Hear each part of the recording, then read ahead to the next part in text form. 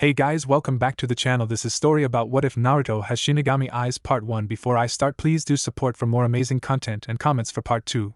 Do consider to subscribe my channel and share my video to your friends and check out the description as well. Let's start the video.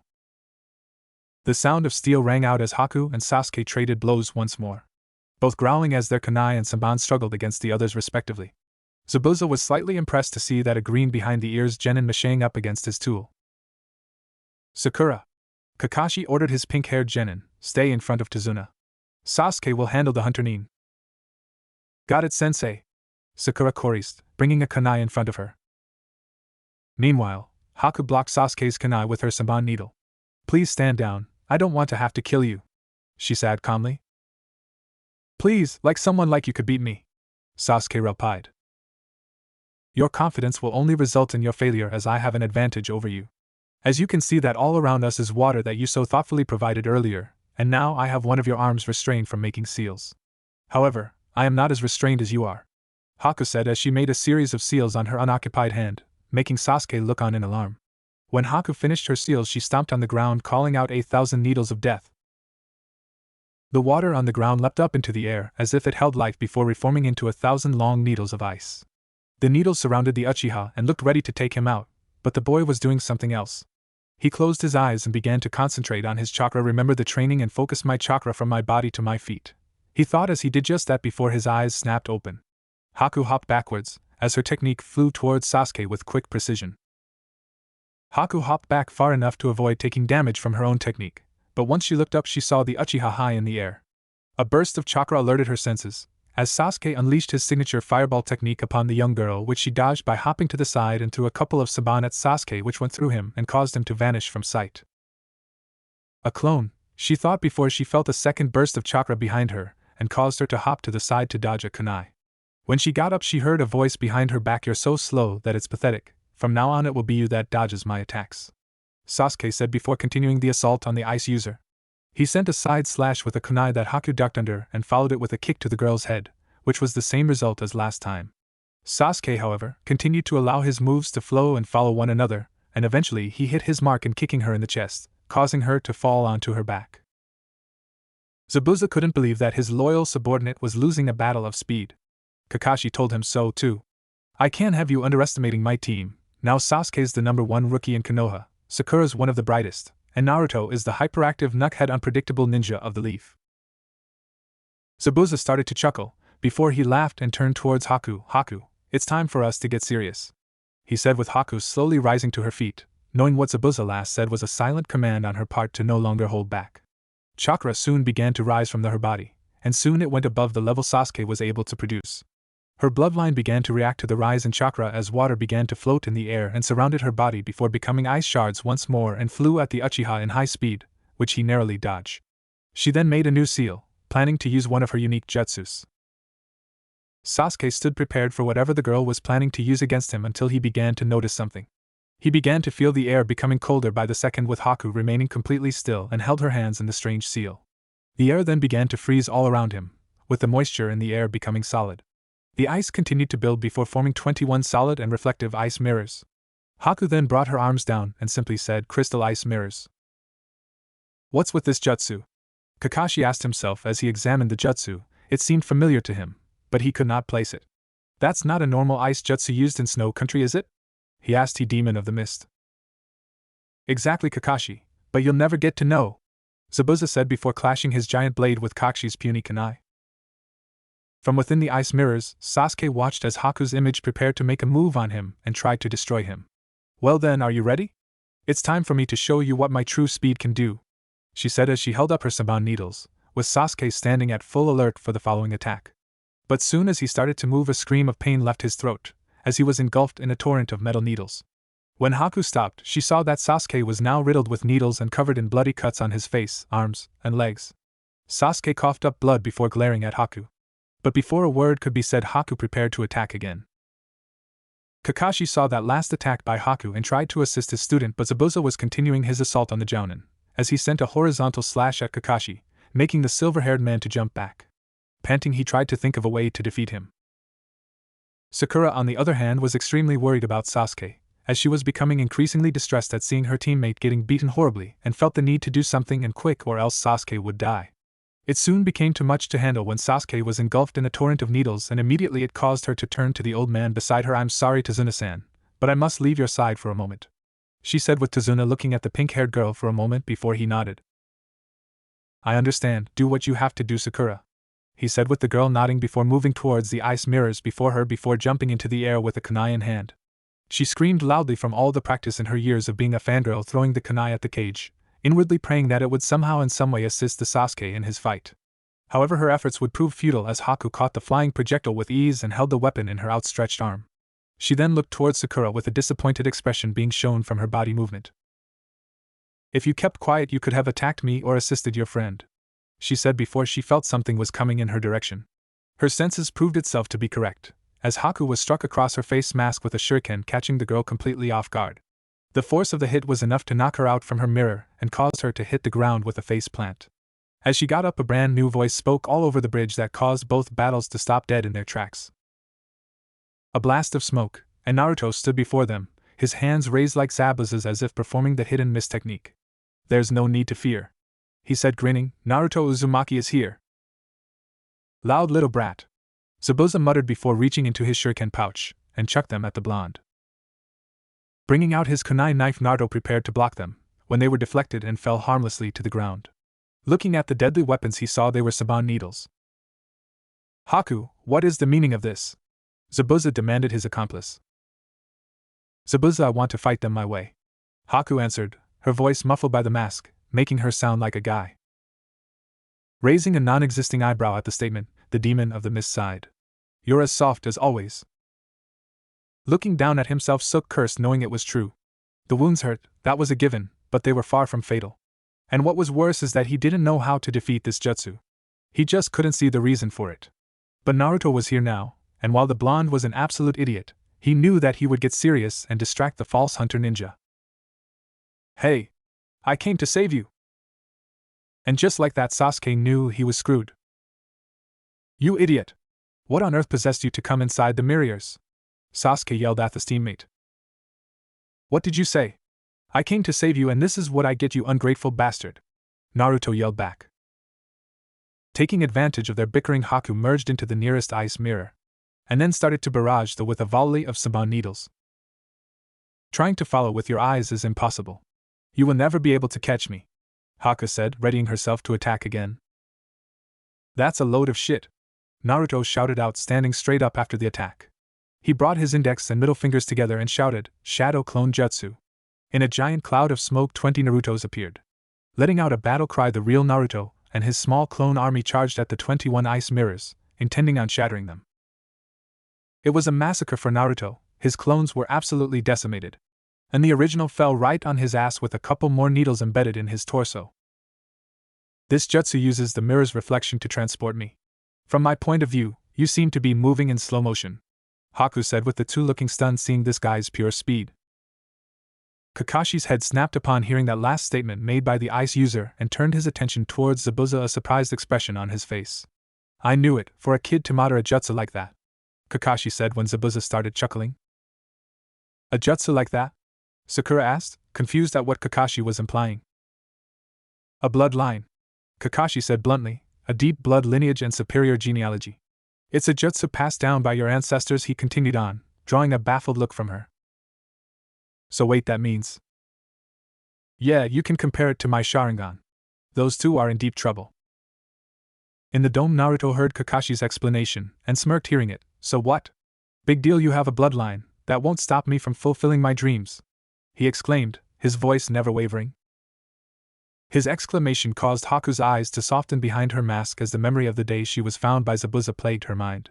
The day that Zabuza found her after she was on the streets, cold, hungry, and soulless, just waiting to die. But then Zabuza found her and gave her a reason to live. She became his tool and father figure, and for that gave her the will to live again. Becoming a true shinobi was difficult for me, and it still is today. If possible, I don't want to have to kill you. Nor want you to have to kill me, Haku said, her voice shaking a little behind the mask. But if you come at me, I will destroy my kind heart and become a true shinobi.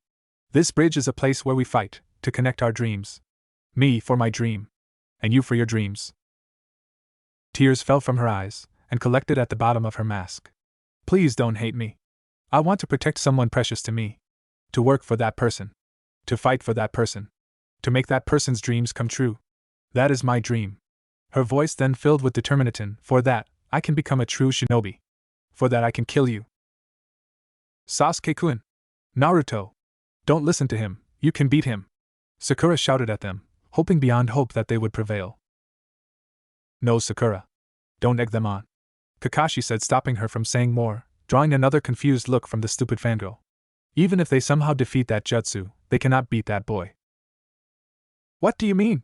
She asked, making the demon of the mist laugh at her naivety. They don't have the strength to destroy their hearts and kill another person. That young man knows the true pain of being a shinobi, Zabuza said, keeping up the charade of Haku being a guy. A real shinobi can't be created in a peaceful village like yours. Because you can't gain the most important thing. The experience of killing. And from what I've seen, only one of you wet behind the ears genin are capable of such a feat, he continued on, infuriating the copycat ninja at such a claim. I'm going to end this instantly. The copycat ninja said, bringing his left hand to his hitate. Sharingan again? Is that the only thing you can do? Zabuza sneered, getting real tired of this trick. As Kashi started lifting this hitate, the eyebrowless man reached under his shirt and pulled out a kunai. Quickly adding chakra to his feet, the demon of HT Mist launched himself at him, aiming to take out Kakashi's Sharingan eye. It was too late to dodge, so Kakashi quickly brought up his RGHT hand to defend. The kunai embedded itself in his hand, causing a massive amount of blood to splatter onto the ground. With his normal eye, Kakashi glared at the demon of the mist. You asked if it's all I can do, but you are afraid of my Sharingan, Zabuza. Kakashi taunted, blocking the pain from experience he received in the Third Great Shinobi War. A shinobi's supreme technique is not something that should be shown to your opponent over and over again. Zabuza snarled at him. You should feel honored, you're the only person to have seen it twice. There will not be a third time, Kakashi replied. Even if you defeat me, you can't win against Haku. Ever since he was a kid, I taught him all different kinds of fighting skills. Even facing the greatest adversity, he succeeded. Without heart nor fear of death, a fighting machine's known as a shinobi. And even his jutsu surpasses mine by his terrifying bloodline. I gained a high-quality tool for myself. Unlike the scrap that follow you around, he said, pulling the kunai from Kakashi's palm. There's nothing as boring as a man's bragging. Let's get this started, Kakashi replied, lifting his hitate, his Sharingan flashing. Zabuza jumped backwards to avoid any possible attacks, backing further way down the bridge. Hold on for a second. I'll use your own words and brag about one more thing. The last time you said this to me, I'll tell you this. The same jutsu will not work twice against me, wasn't it? I have already seen through the trivial system of your eye. In the previous fight, I wasn't just getting beat like an idiot. I had Haku hide in the background and examine every aspect of the battle.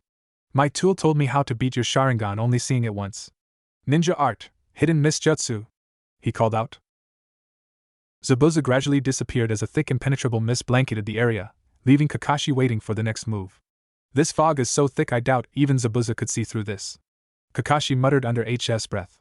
But then he saw some familiar shapes speeding through the mist. He deflected several shuriken with his kunai. Impressive that you could block those Sharingan, Kakashi, came a voice from behind Kakashi. Spinning around, Kakashi saw Zabuza standing with one hand in the controlling hand sign for the jutsu. But what really amazed him was the fact that Zabuza's eyes were closed. But the next time either of you see me will be the end of everything. You have overrated your Sharingan a little too much. What? Kakashi demanded, hoping that Zabuza didn't figure it out. Oh, how wrong he was. You acted as if you knew everything, but you can't read my mind nor see my future, Kakashi. The Sharingan is simply a trick that makes your opponent think you can. It's basically an eye technique involving hypnotism and an attention to detail. Using these two abilities together, you can progress from copying the body to copying the mind to copying the jutsu. This is the dance that makes it look like you can predict the future. First, with that keen eye, you copy my movements and shake my mind. Then when I'm confused, you are able to figure out what I'll say, and then become me. Then once the worry and confusion is at its peak, you attack with a cleaver trick. You attack my mind with a hypnotic genjutsu suggesting what seal I should perform next, and then you copy that. Zabuza laughed. So the answer is simple. First, with this thick mist I render your eyes useless.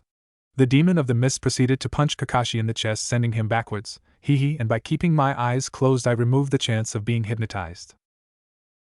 Kakashi pated, regaining his breath after that punch, but why? You can't see anything either. Have you forgotten? That I am a genius in the art of silent killing, taking down my enemy by just their sound. At those words, Kakashi turned his head on instinct in the direction he knew Sakura and Tazuna to be. Oh no, he thought, his body disappearing as he quickly moved to the pair, appearing between them and Zabuza just in time to barely block an attack. From the mist, Sakura's screams could be heard. Meanwhile, during Kakashi's fight, Naruto was barely holding on to conscious, while Sasuke was busy defending himself from barrages of Saban needles. He focused chakra into his eyes to see better and ducked out of the way from another barrage of Saban needles. Unbelievable, but how was he able to see it? Haku thought before she got her answer when Sasuke raised his head to look at her. Within his eyes were no longer the regular onyx black of the Uchiha clan but were now the famed crimson red eyes with 2 tomo in the left eye and 1 in the right. Haku now knew that Sasuke was now using the Sharingan that was now active. Haku then knew she couldn't afford to waste any more time. She quickly exited her mirror and went towards a prone Naruto. Cursing, Sasuke pumped the last of his chakra into his legs, hoping to make it there in time. Kakashi clutched at his chest, trying to stem the flow of blood from the new slash going diagonally down his chest. He had managed to come between Zabuza and Sakura and Tazuna in time, but only with seconds to save their lives as a human shield. You were too slow, Kakashi. Zabuza growled at him, ashamed his skills dulled over the years. It was truly pathetic in his opinion. Did your desire to save that can of fodder cloud your mind and make the mist even thicker? Even with that impressive eye, your ability to read my movements is dimming. Try and hand either. I want to savor the fun as I return the favor from my defeat earlier. Don't worry about the genin behind us. He grinned. You near his bandages. Haku has probably already killed them. Plus I am about to send you to the same place as them. I think you can apologize to them in the next life. Apologize for lacking the strength to protect them. He then went into a mocking laughter. It was Sakura who finally perked up, yelling, Sasuke-kun won't be beaten that easily. Completely forgetting about Naruto. Kakashi smiled from beneath his face mask. Exactly. I believe in their strength and Naruto's determination, he said, not hearing her entire screeching. And Sasuke is the offspring of Konoha's most outstanding clans. You mean? Zabuza asked, knowing exactly what Kakashi was saying. Yes, that boy's full name is Sasuke Uchiha. A genius with the blood of the Uchiha clan running through his veins. Kakashi finished high thoughts. An offspring of that tragic clan. But that's the same with Haku. No one has ever defeated that special jutsu, he said, disappearing into the mist again. Sakura, stay here. Kakashi ordered his genin, causing her to stand still. Can you hear me, Zabuza? You seem to believe that I survived in this world with only my Sharingan. You seem to forget I am a former member of the Anbu, and you know what that means. And you know what kind of shinobi I truly am. I can do more than just copy jutsu. I shall show you my own original jutsu, he said, cupping his hand beneath a specific pouch on his jacket. In the ice mirrors, Naruto stirred and saw the hunter ninja on the ground. Geez, all you do is get in the way, Sasuke said above him.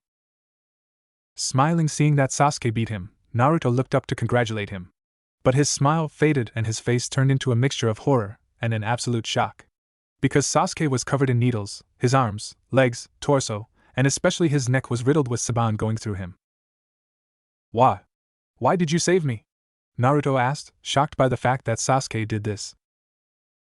Sasuke, smirking slightly as blood leaked from his mouth. I hated you. Then why? I never asked for your help. I don't know, my body just moved on its own. He coughed up a large amount of blood and collapsed, and Naruto caught him before Naruto caught him when he almost hit the ground. That man, Sasuke gasped out, as his eyes began to close. That man, I swore to kill my brother. I told myself that I wouldn't die until I killed him. He winced as he looked at Naruto. Don't die also. And then his eyes closed, and his body became cold. He landed a blow on me without even flinching, and died protecting you. To protect a precious person, knowing it was a trap, he still jumped in. He is a shinobi that deserves respect. Haku said, her voice void of emotion as she stood up. Is this your first death of a friend? That is the way of the shinobi, she said sadly, stepping into the nearest ice mirror. Shut up! Naruto shouted at the fake hunter ninja. I won't forgive you. Still hunched over Sasuke's body, foul demonic red chakra emitted from his body and looked up to face her. His eyes were slitted blood red, full of malice and rage. I'm going to kill you! He roared out, his voice dark and demonic, promising death. Haku watched in fascination and horror as the red chakra surrounded his body. His face became more pronounced as his whisker-like marks becoming darker in color with his canines turning to small fangs. When he opened his eyes, the evil feeling of the chakra overwhelmed her, as she felt her hand shaking in fear and almost a need to run from him, and never come back. Haku felt a multitude of fears going all throughout her body, as she saw the chakra veil take on the shape of a fox.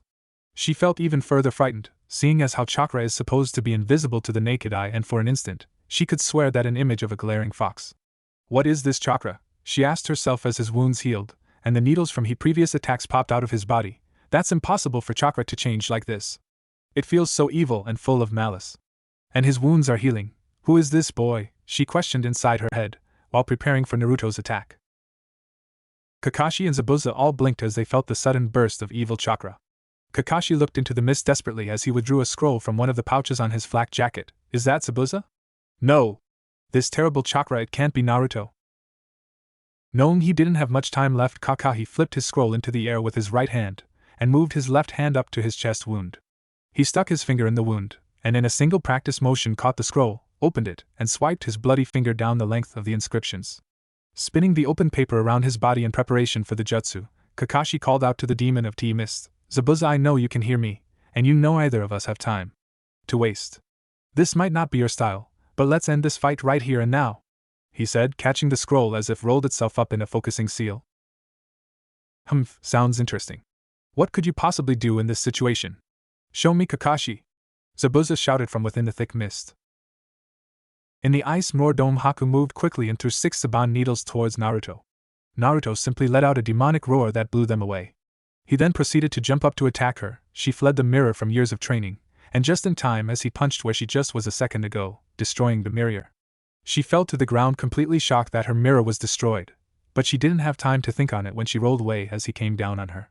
His punch destroyed the ground which she stood on, resulting in her tumbling towards him after trying to get towards another mirror.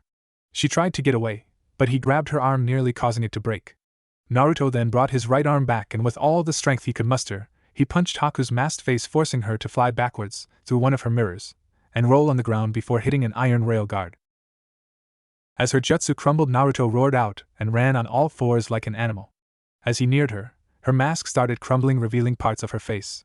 He brought his right arm back to finish her off and thrust it forward. As his punch was about to reach her face, her mask fell off.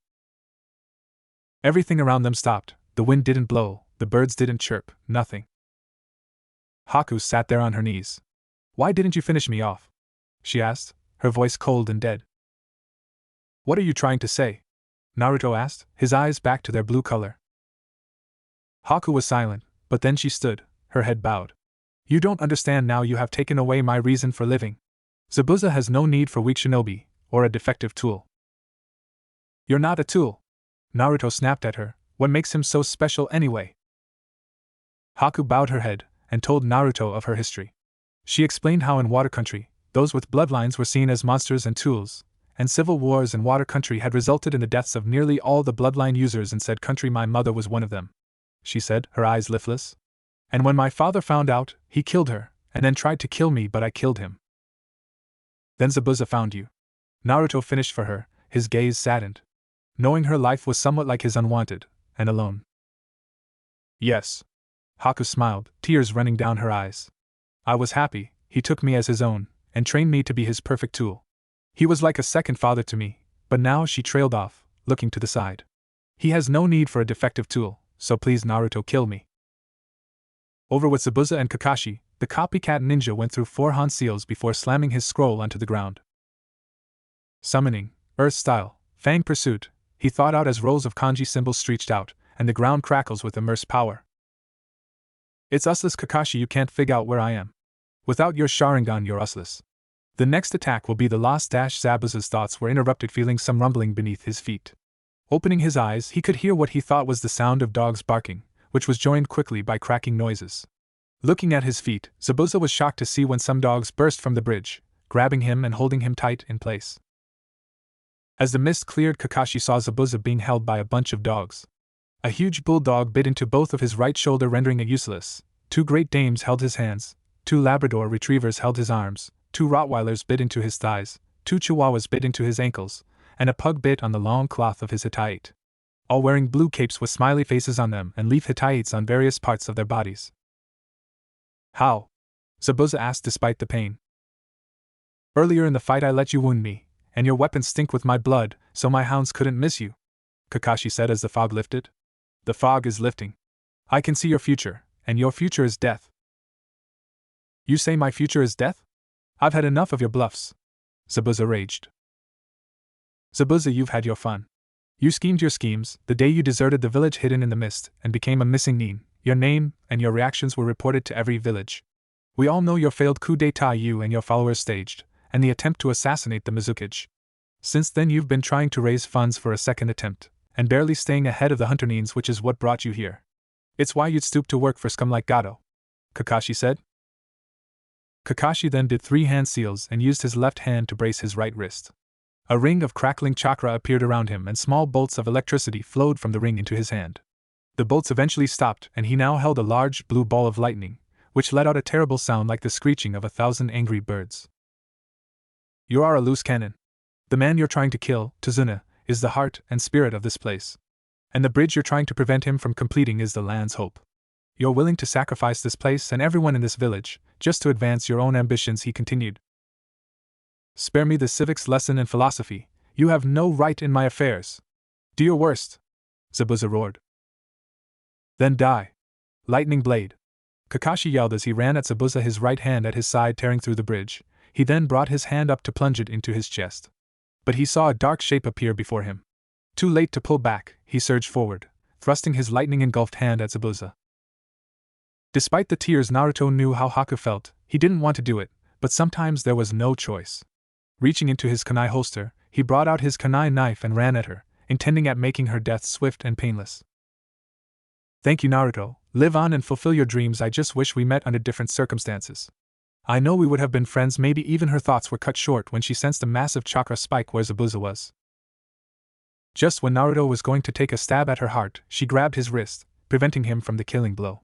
I'm sorry, Naruto-kun, but I can't die yet, she said, not realizing she added a suffix to his name. She then proceeded to do a one-handed seal and disappeared. What the? Naruto asked himself, seeing her disappear. Looking in the direction he knew Kakashi and Zabuza were fighting, he saw her appear in front of Zabuza, her arms wide open protecting him from Kakashi's lightning-covered hand. He felt his eyes widen, and he growled angrily. It wasn't fair, no one deserved to die like that. That was when he felt something in his legs. Apparently he unconsciously focused the fox's chakra into his legs. But he didn't care. Squatting down, he flew forward towards them. In a splash of blood, Kakashi saw with horror what he actually hit. Haku had reached Zabuza in time, but Naruto had shoved her out of the way, and took Kakashi prized jutsu through his chest, and out his back, splashing the area with his blood. Wawa Kakashi tried to get out the words, but Naruto grinned, despite the pain he was in. I couldn't let her die, he said, as Kakashi pulled his trembling, blood-soaked arm free from his student. Zabuza only scoffed, amazed by Naruto's tenacity. Saved by my enemy's student, all for a defective tool. Naruto, growling pale by the second, looked at the demon of the mist. His eyes hard and cold. Don't you call her that, he said, trying to cover up the hole in his chest. How? Haku put her hands over her mouth, trying not to throw up. I don't know, I just guessed. Naruto smiled at her, before puking up a glob of blood. Now listen here, Nobrow coughs, she loves you like a father. He managed to yell out, going into a coughing fit that got worse with each cough. But he managed to smile through the pain. I'm dying, I know that much, cough, and while I may be an idiot, I know one thing about the 7 swordsmen last rites. Zabuza winced hearing that. It was a tradition in the 7 swordsmen of the mist to honor one request from the dying. That was if they earned their respect, and if it was reasonable. While he didn't want to admit it, the blonde brat earned his respect from their first meeting, being the only one who actually didn't fear him like the others. Fine, what is your wish? He asked, knowing it would to abandon his mission. Cough, I want you to abandon this mission, and bring Haku and yourself to Konoha to, cough, become shinobi of the leaf. He managed to say, his voice growing weaker, and weaker by the second.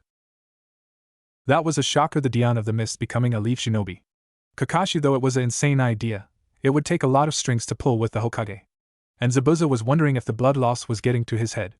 But sighing, he agreed. Last request accepted on my sword, Zabuza said, sealing the deal, looking at the dying blonde. Thank you, Zabuza. Naruto sighed out before his closed forever. The scene was heartbreaking. Only 4 people cried for the blonde.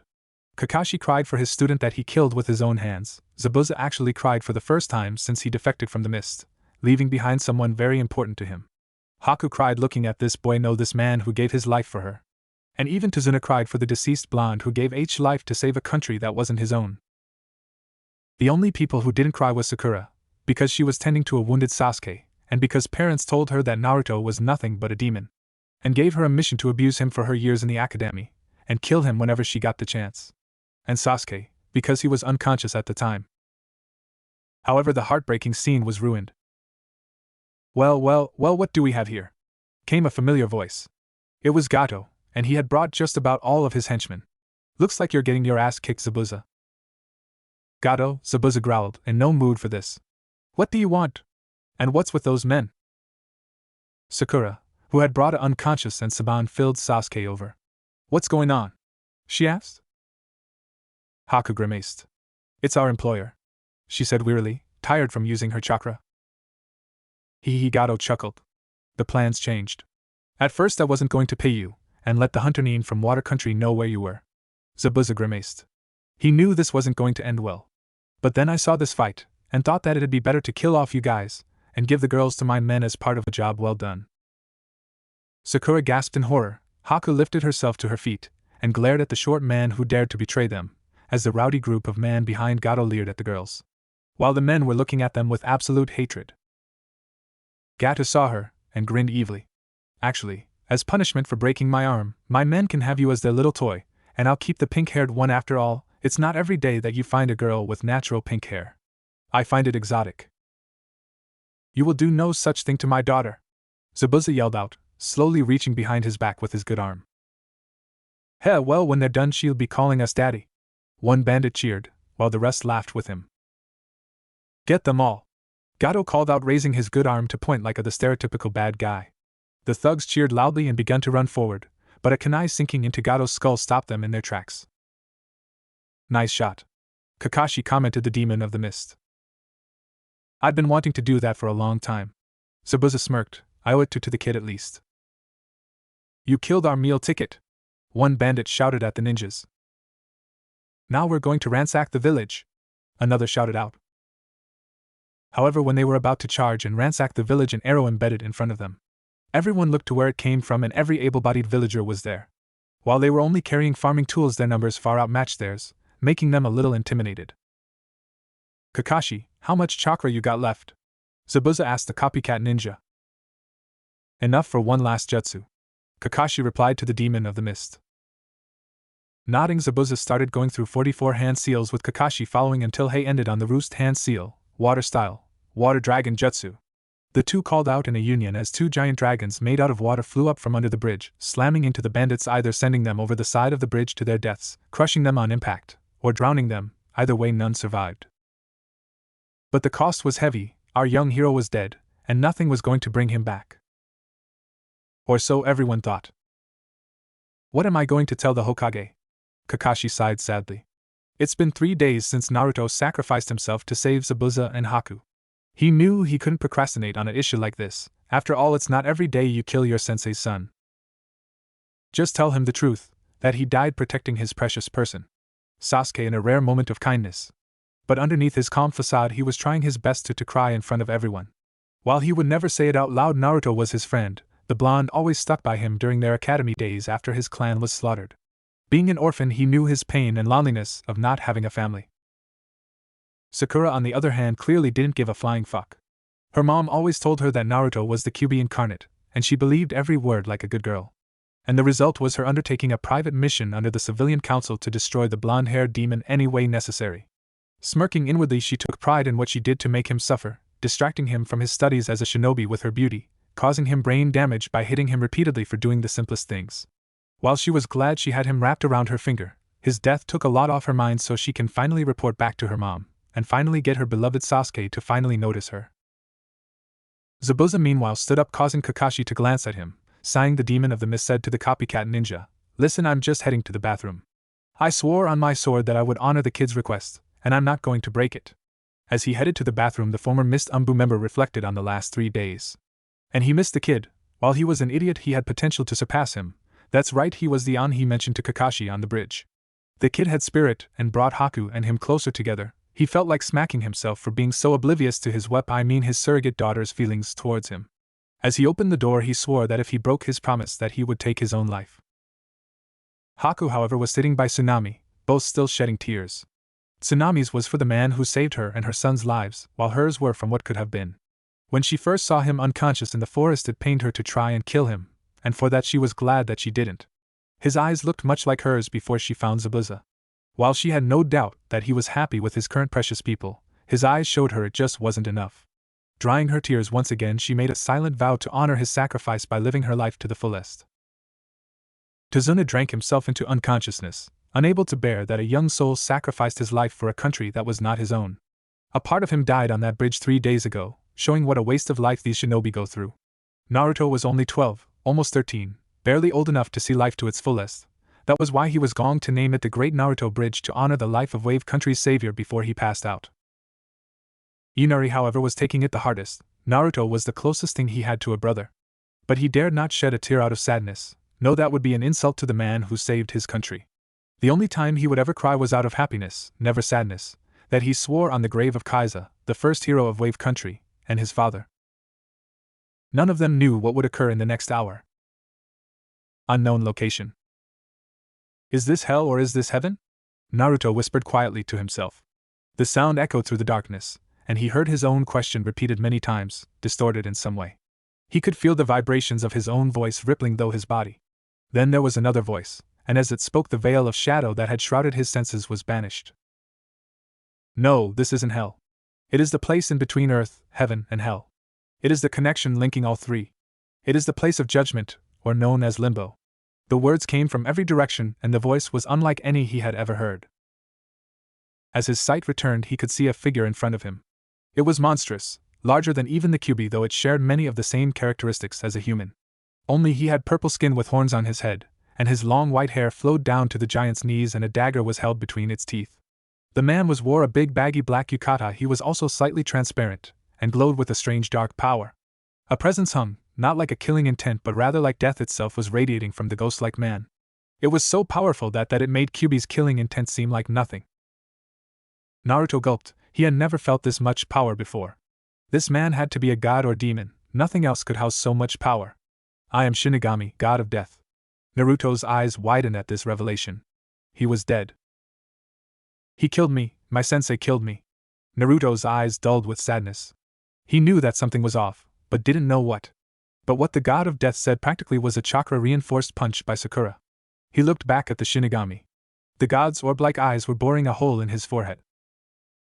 What? The god of death seemed a bit taken aback that a mortal would speak so bluntly with him. Well, looks you got a set of kahunas to speak to the divine. I know you're the lord of the afterlife, big fucking deal. Just send me to heaven, hell, or keep me here, either way I don't give a shit. Naruto said, crossing his arms in front of his chest, awaiting his judgment. He expected an angry scream, and get banished to hell for all eternity. But instead the god of death started chuckling, right before going into full-blown laughter. He waited for him to stop, but it continued on for 3 straight hours, bringing a bunch of ticked marks to his head. What's so damn funny? He finally screamed out, getting tired of his laughter. Wiping a tear from his eye, the Shinigami chuckled one more time. You are a very amusing human, he managed to say, before letting loose a stream of chuckles. What do you mean by that? The blonde asked. While it was easy to confuse him, this was far by the most confusing thing that he ever experienced in his life. Kid, you are the first human to tell me off. No one, and I mean no one other than my brother, has told me off. And I find that hilarious. Shinigami said, his respect going up a notch. But now on to important matters. I believe you know that you have passed on. Yes, I kind of figured that out since I met you, Naruto said, scratching his head. Cut the lip, smartass, I'm trying to say something important here. Shinigami snapped at him. Now, as I was saying, I'm here to make a deal with you. Wow, hold up, I ain't making any deal. Not without knowing what I'm in for. Why, you're not as dumb as you look. I take offense to that, Naruto protested. Whatever, Blondie, let me guess, you aren't going to agree unless I tell you what I'm planning? Shinigami asked him, raising an eyebrow. In the words of the Yondaime Hokage, take it or leave it, Naruto said, bringing out a ghostly image that made the god of death blink to make sure he wasn't seeing things. You don't know the half of the words you just said. Shinigami thought, remembering those words from so long ago. Alright, but listen closely, I'm only going to say this once. He said, making Naruto nod. I have been watching you closely, and I must say you have earned my full respect and more. And that is nearly impossible. So I'm going to offer you a second chance at life. I will send you back to your world. I will repair and enhance your old body to the point that you will be unrecognizable to everyone. He finished, making Naruto's eyes widen in excitement. What about the fox? Our blonde hero asked, wondering if he would be rid of him once and for all. Unfortunately, Kyuubi's soul will remain in your body. Now before you complain, I just can't take him out. It is the will of my mother destiny that you two stay bound together. Seeing the blonde frown, and bring his head down in disappointment, Shinigami shrank down to the size of a 6-foot-tall human, and ruffled his hair in a fatherly fashion. Hey, don't look so down. There's a gift that I'm going to bestow you as my vassal, a power that even makes the mightiest demon quiver in fear. Naruto looked at the god in only slight comprehension. What's this power you speak of? He asked, and wondering what a vassal was. It is the power of the darkness flame, Shinigami replied. The darkness flame? Yes, the most powerful fire next to Amaratsu's flames. Powerful hellfire flames that will burn through anything, and I mean anything. The blonde couldn't help but smirk, but one thing came to his mind. What's a vassal? It means you serve me. You will be my subordinate, the first actually. You will follow my orders like your Hokage and sensei, but what I say goes. Shinigami said, causing the blonde to frown. Don't worry, it's not like you're my slave for eternity. You will still have all your freedoms, but when an order comes up I expect you to do it. Breathing out a sigh of relief, the blonde relaxed. After thinking it over for a few minutes, he answered, one of the highest powers in existence. I accept your deal, Lord Shinigami. I'm glad to hear it, but please no honorifics. You're supposed to be yourself, not some religious nut like those blasted Jashinist freaks. Shinigami sighed, really hating those guys. Jashinists? Wait, never mind, I'll ask later, but I got a question for you, if you'll allow it. Go ahead and ask, I just may answer it. Since you are the god of death, you probably know who my parents were. So can you please tell me who they are? Naruto asked the question that has been bugging him for the past 12 years. I'm afraid you will have to ask your Hokage. But I can say that mother was an Uchiha. What? My mom was a Uchiha? So I'm related to Sasuke team. Why does God hate me? Naruto cried out in disbelief, doing a bunch of exaggerated movements, causing the god of death to sweat drop, wondering if this was a good idea. Kid, my brother doesn't hate you. I know this for a fact, trust me. He replied, making him stop in an awkward angle. Alright, fine, can I go back now? After all, I can't ask the old man if I'm dead. Naruto asked, standing straight up. Hold up before you leave, I have a couple assignments for you. Fine, lay it on me. Naruto sighed, wanting to get this over with. First, I'm going to awaken your Sharingan, and I want you to name it because it's going to be a new bloodline. 2. Get rid of that godforsaken jumpsuit, I'll supply you some clothes later. 3. You're going to sign the Fox contract, Kyuubi, and I know he will give you it, for I want you to kill a man named Orochimaru and Madara Uchiha. They have been a pain in my ass for far too long. And 5. Don't fawn over that pink-haired bitch. Instead, pursue that Hyuga girl, and that ice babe. Shinigami, I wait, why do you care about my love life? Nero asked suspiciously.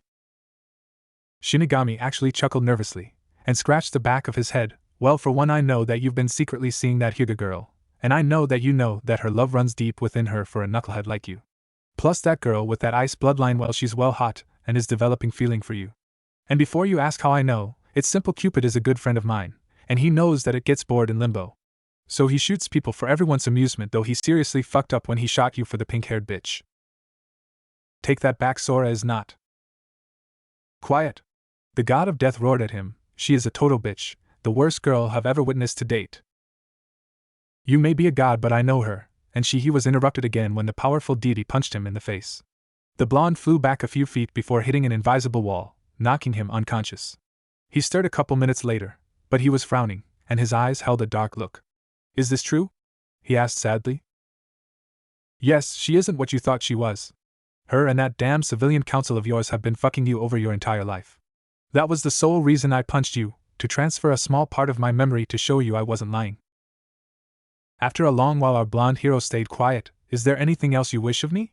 He finally asked, his voice still sad, but happy at the same time in a weird way. Yes, I want you to drop your mask because I'm sick and tired of you making yourself looking like an ass all the time.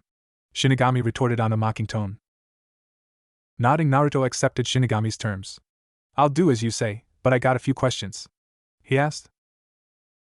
Ask away. For me killing those two men, isn't Orochimaru the snake Sannin who betrayed Konoha? And who the hell is Madara Uchiha? Isn't he part of my family? Listen, Orochimaru is trying to obtain immortality, which is a pain in my ass. Just think if other people were to discover how he gained immortality, the entire balance of life will get fucked up.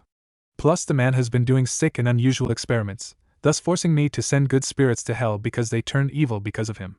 As for Madara, yes, he's part of your family, however he has gained immortality. But that's not the worst part, he somehow took control of Kyuubi not once but twice. He was the one who fucked up your life, and pretty much cursed you to damnation. You have to be fucking kidding me? Kid, I'm a god and gods don't lie. Then there was silence, a very uncomfortable silence, so Shinigami decided to break it. Why does this bother you? I know you took your first life before. Well, they seem strong. I mean, I'm only at high genin level at best.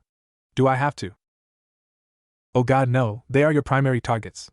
While I want them dead as soon as possible, they don't have to be killed right away. After all, what use would you be if you died on me?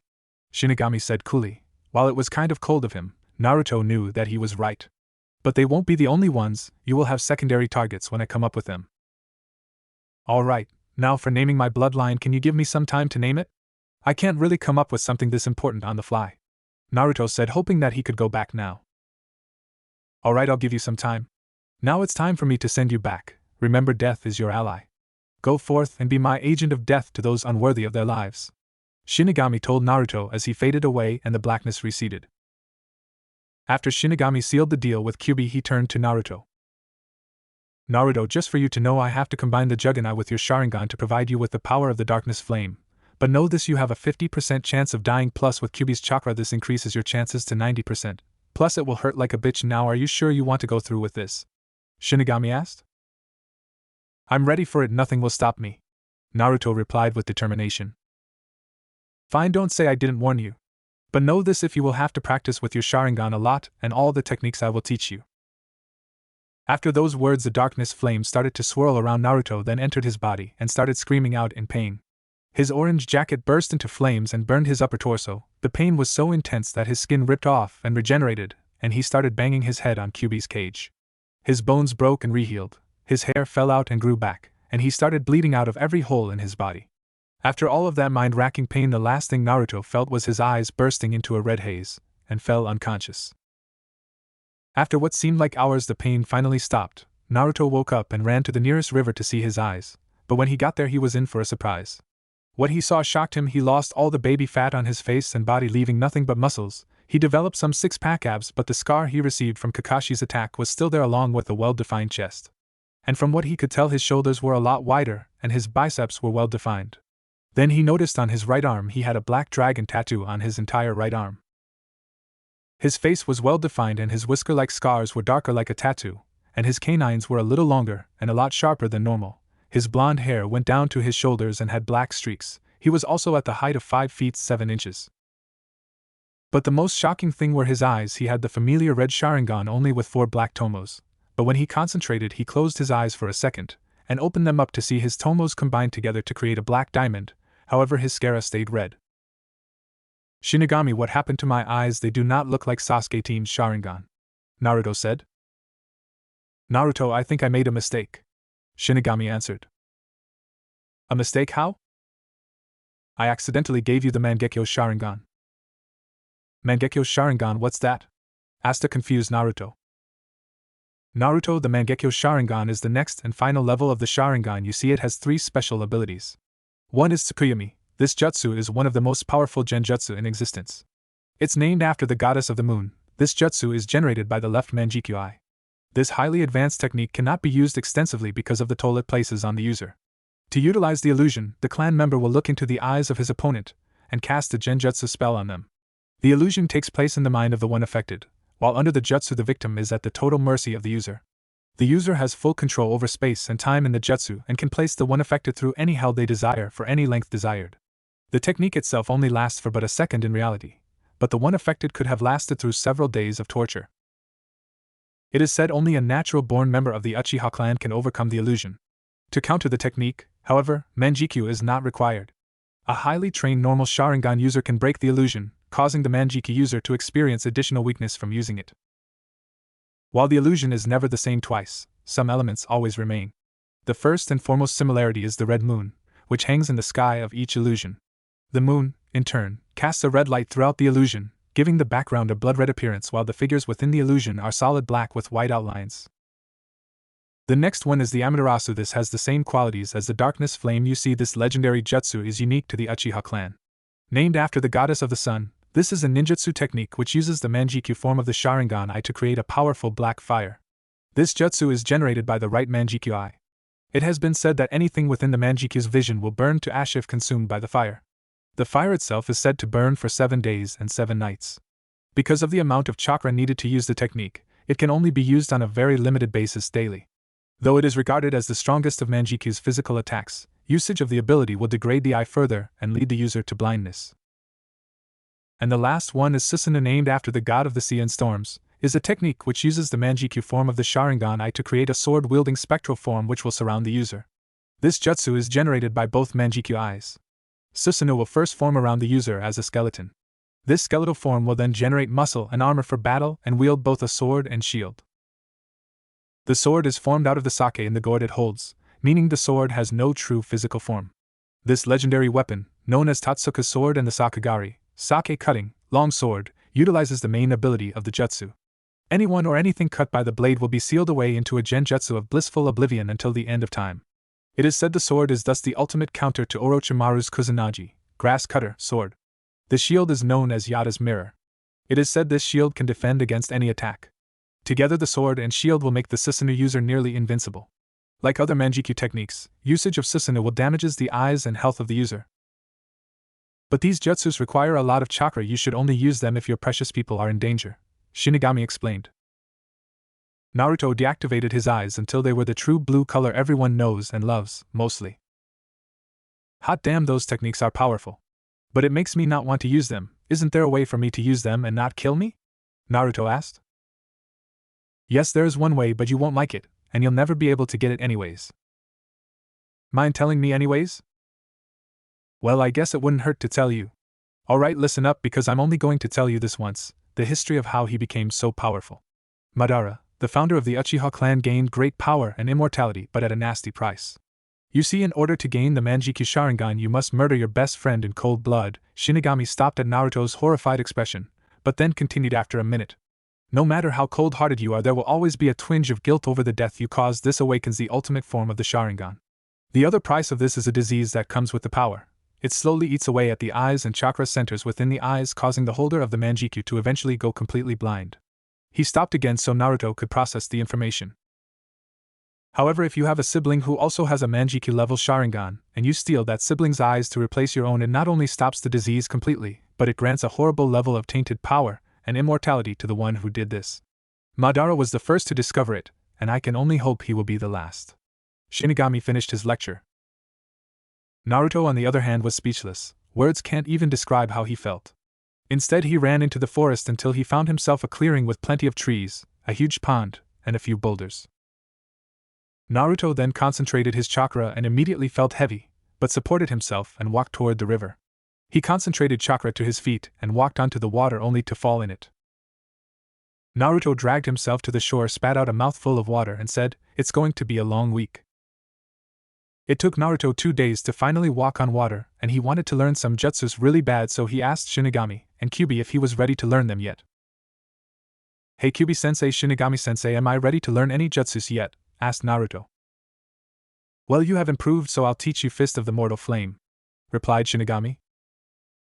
"And I'll teach you the Fireball Jutsu," said Kyubi. "Thanks, guys." "Okay, Runt, activate your Sharingan because I'm only going to show you this once," said Shinigami as he prepared the attack. Naruto quickly activated his Sharingan. Dark fire started swirling around Shinigami's fist, and stayed there until the flame covered his whole fist. Then he yelled out, "Fist of the Mortal Flame," and slammed it into a tree, totally disintegrating it along with 6 other trees that were behind it. "Wow, that's an awesome attack!" "What did I tell you about your voice?" yelled Kyubi. "Sorry." You have to gather the darkness flame around your hand in order to use this attack. It's just like gathering chakra onto the soles of your feet. And since I'm so nice, I'll tell you a secret. You can use this attack to create double fist of the mortal flame," said Shinigami as he disappeared. "Okay, Brad, I will just send an image to your head in order for you to learn this attack," said Kyubi. "And why is that?" Naruto asked bluntly. "Because I don't have hands, dumbass." "Oh." So Kyubi sent him an image of a ninja doing the hand seals and executing the jutsu. After Kyubi sent him the image of the jutsu, he started working on it right away. He did the proper hand seals, inhaled, and tried to blow out the fire, only to throw up. "What the hell was that? Kyubi, why didn't I breath fire?" asked Naruto. "You didn't concentrate chakra into your throat, you idiot," replied Kyubi in an all-knowing voice. "Oh. Yeah, now burn that puke after you learn that jutsu." "Fine." So Naruto tried it again, only to breath out smoke, and jumped into the river. After swallowing a bunch of water, he surfaced and yelled out, "Kyubi, why didn't you warn me I would burn my throat?" In Naruto's head. Both Kyubi and Shinigami were laughing at Naruto's defense. "Ha ha ha ha, Kyubi, that was rich."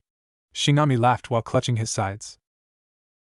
"Yeah, and you said, and I quote, I bet you couldn't burn him. Boy, you were wrong," laughed Kyubi while rolling around in his cage. "Yeah, but I didn't mean it literally, ha ha ha ha."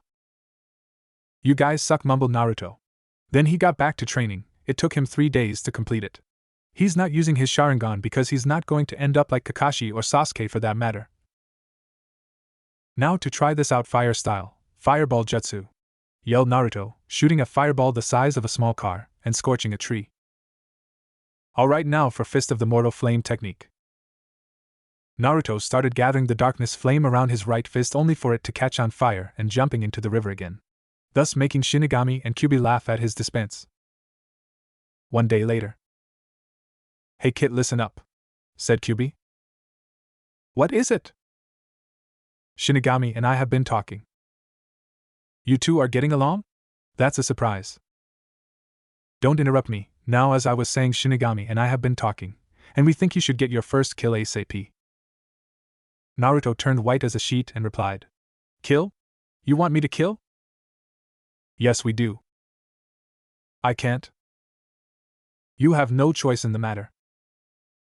"No, that's not what I meant. I mean, there is no one to kill." "That's no excuse," Shinigami interrupted as he decided to stop this ridiculous argument. "But Shinigami-sensei," Naruto whined. "Listen, I want you to kill 3 people by the end of the week. If you can't, I'll take away your second chance at life and send you to hell. But if you do kill 3 people by the end of the week, Kyubi, and I will teach you some new jutsus," said Shinigami as he disappeared, leaving Naruto to ponder. "Great, if I don't kill I'll die, but if I kill I'll live and learn some new jutsus. The problem is there is nobody to kill," Naruto thought. "Wait a second, Shinigami-sensei said I had the end of the week. Then that means I only have 1 day. Damn you, Shinigami-sensei!" Naruto was pissed. No, he was beyond pissed. Why? Because he had 1 day to live unless he killed 3 people. "Okay, where can I find 3 people to kill in 1 day?" thought Naruto as he jumped through the trees trying to find 3 people to kill. He searched until it was past 11:50. He was about to give up until he saw smoke coming from a camp. "Kami-sama, I've never been a religious person, but if this is a bandit camp with 3 people in it, I'll be more religious, amen," Naruto prayed. After his small prayer, Naruto jumped to the nearest tree to overhear their conversation. "Hey boss, are you sure about this?" "Yes, I'm sure. Wave is far too weak to defend themselves." "What kind of booty do you think they have?" "Steve, stop acting like a pirate." "Why?" asked Steve. "Because it makes us look like jackass." "Shut it, Syria." "You shut it," retorted Syria. "Both of you shut up." "Sorry, Senna," said both Syria and Steve in a union. "Now listen, Cyclops knows that Wave is poor. But there are a bunch of men, women, and children for slave labor. Plus, since Gato is dead, we can take over his company. We'll be freaking rich by the end of the month." "Yeah," they cheered.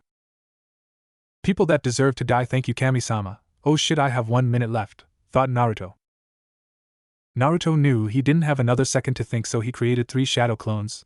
They took out their kunai and charged them. All 3 Narutos had an easy kill. They simply got behind them and slit their throats, meeting the deadline just in time. "Well, kid, you surprised me," Shinigami said as his ghostly form appeared in front of him. "Shinigami-sensei, I weird. That's the side effect of your first kill, don't worry, you'll get over it." "Thanks," Naruto replied. "Now get to sleep, you have to get your sword tomorrow." After that, Naruto fell asleep where he stood, not feeling the burning sensation in his lower left arm. The next morning, when Naruto woke up, he remembered that he was broke, but then he remembered he killed 3 bandits. So he searched their corpses and camped, finding $10,000 in total. After that, he gathered the corpses and their equipment together and shouted, "Fire style, fireball jutsu." He shot a fireball the size of a small trailer, burning the corpses, and headed off to town. Blacksmiths. As he arrived at the blacksmith shop and saw the old man. "Hey old man, do you have my sword finished?" "Why yes, here you go, sonny," replied the old man, noticing his change in height, hair, dragon tattoo, and the number 3 on his arm. "Dang, when did that kid get so tall? And where did he get that awesome tattoo?" Naruto inspected the sword. It had a plain black sheath. He took the sword out and liked what he saw. The blade was pure black, so it wouldn't reflect any light off of it. Its hilt had gray and black thread covering it, and the hand guard was black as well. "Now, sonny, that would be $10,000. The old man told him the amount. The old Naruto would yell out saying that was an outrageous price, but he just took out a gamachan, his frog wallet, pulled out all of his money, and tossed it to the old man, saying, "Don't spend it all in one place," as he walked back into the forest. "Thank Kami I didn't run into my team," thought Naruto. "Yep, you said it, kid/kit," said both Shinigami and Kyuubi, nodding their heads with their arms crossed. Forest. After Naruto came back to the forest, he noticed the number 3 on his left arm. "Shinigami-sensei, why is the number 3 on my left arm?" "Took you long enough, that is your body count tattoo. It will change every time you kill a person," said Shinigami as he appeared in his solid form next to Naruto. "Well, that's nice," Naruto said sarcastically. "Naruto, give me your sword, I'm going to seal Kyuubi in it." Naruto complied and gave him his sword. "Now, Naruto, I need you to give me some of your blood, and put it in this cup," said Shinigami as a plastic cup appeared out of thin air, which he filled to the rim. The process took 3 hours until Kyuubi was transferred into Naruto's sword, which took some drastic changes. The sheath was now white with a black dragon design on it. Its blade was still pure black, but it now had some blood red trimmings. The hilt had blood red and black thread covering it, and the hand guard was still black. "I believe it's time for your sword training," Shinigami said sadistically, making Naruto gulp. Naruto was tired. No, he was beyond tired. For 2 weeks he's been trying to create a sword style for himself. He increased his chakra weights up to 600 pounds. 100 pounds for his arms, and 200 for his legs. Naruto had been practicing various sword stances and practicing the basic sword movements. So far he'd done 10,000 horizontal slices, 10,000 diagonal cuts, and 10,000 cuts while spinning in the air, to practice aerial attacks, using Kyuubi, his sword name. For such a long period left him drained, his muscles were straining to the max, his arms cramping, and sweat dripping down his muscular body. His shirt some 30 feet away.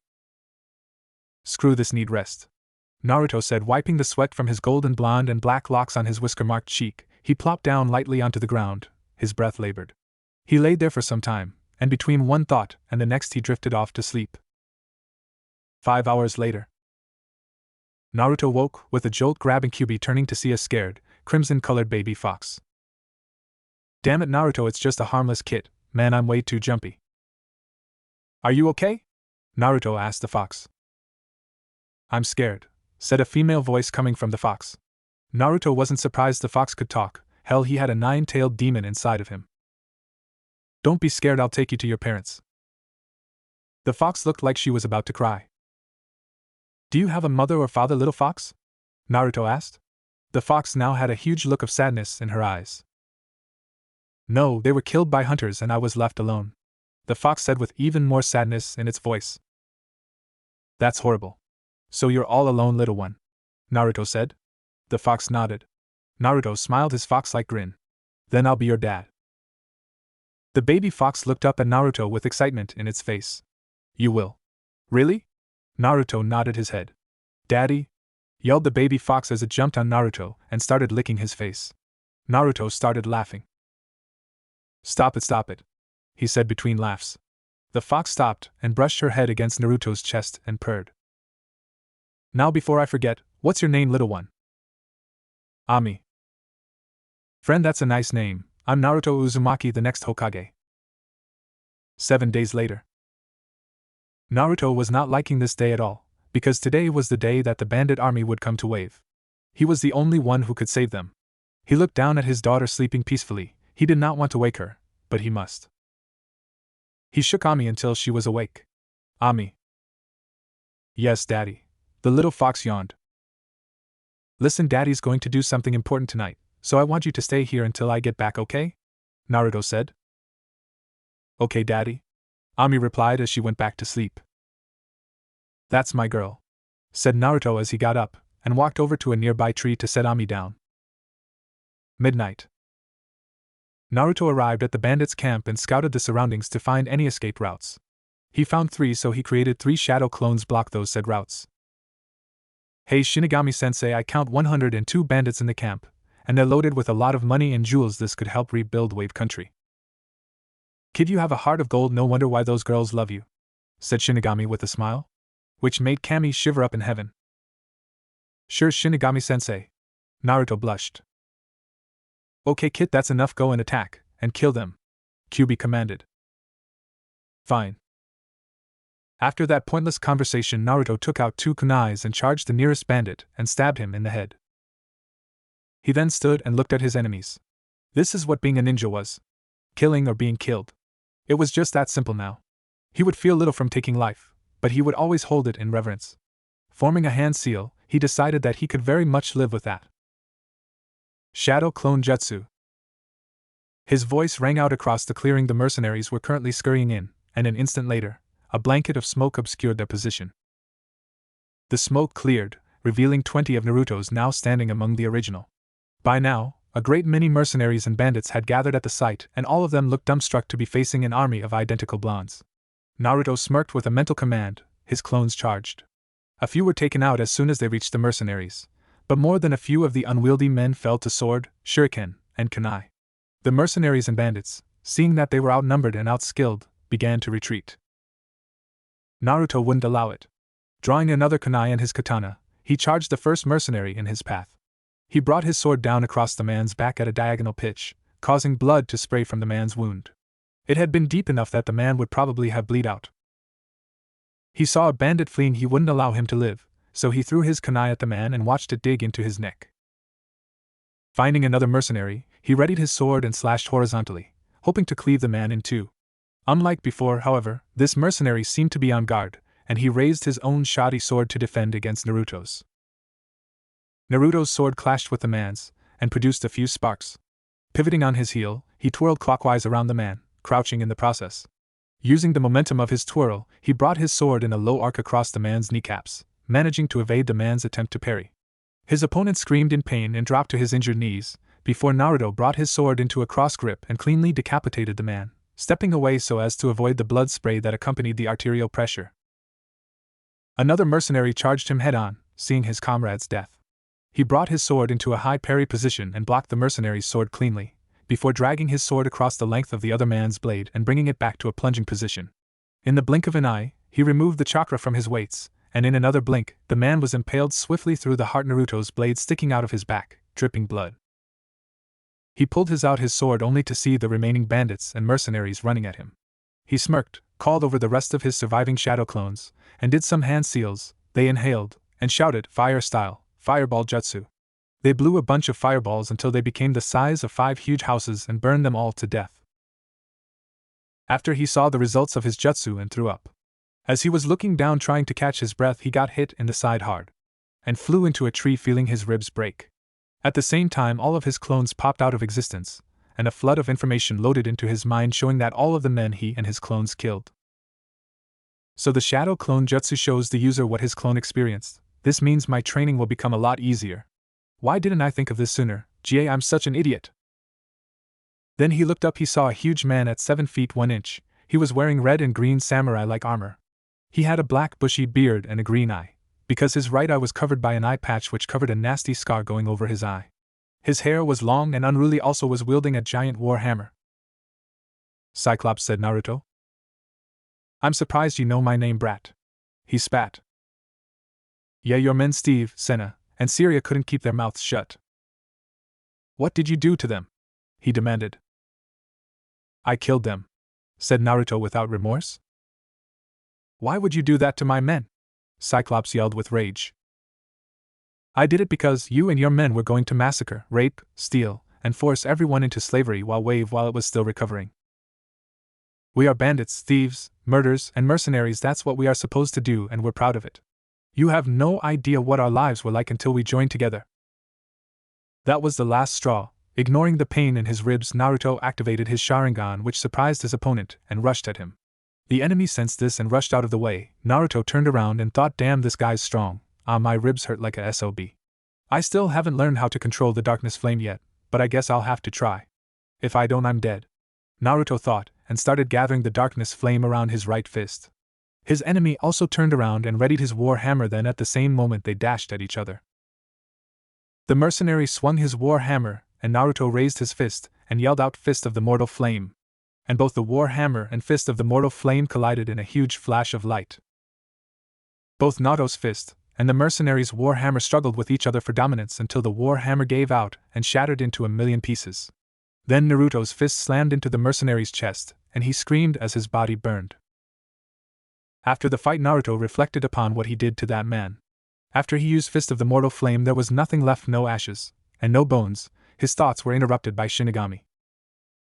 Kid, that was a great fight, you really impressed me, and you've mastered Fist of the Mortal Flame, so as a reward I'll give you your clothes right now. Why? Just look at yourself. Naruto complied and deactivated his Sharingan, walked over to the nearest stream. He was shocked at what he saw. He was covered from head to toe in blood, and his pants were ripped into shorts, his sandals were gone, and his shirt was only a few pieces of cloth. Shinigami-sensei, how come I didn't notice that my clothes were nothing but rags? Kid, that was an adrenaline rush.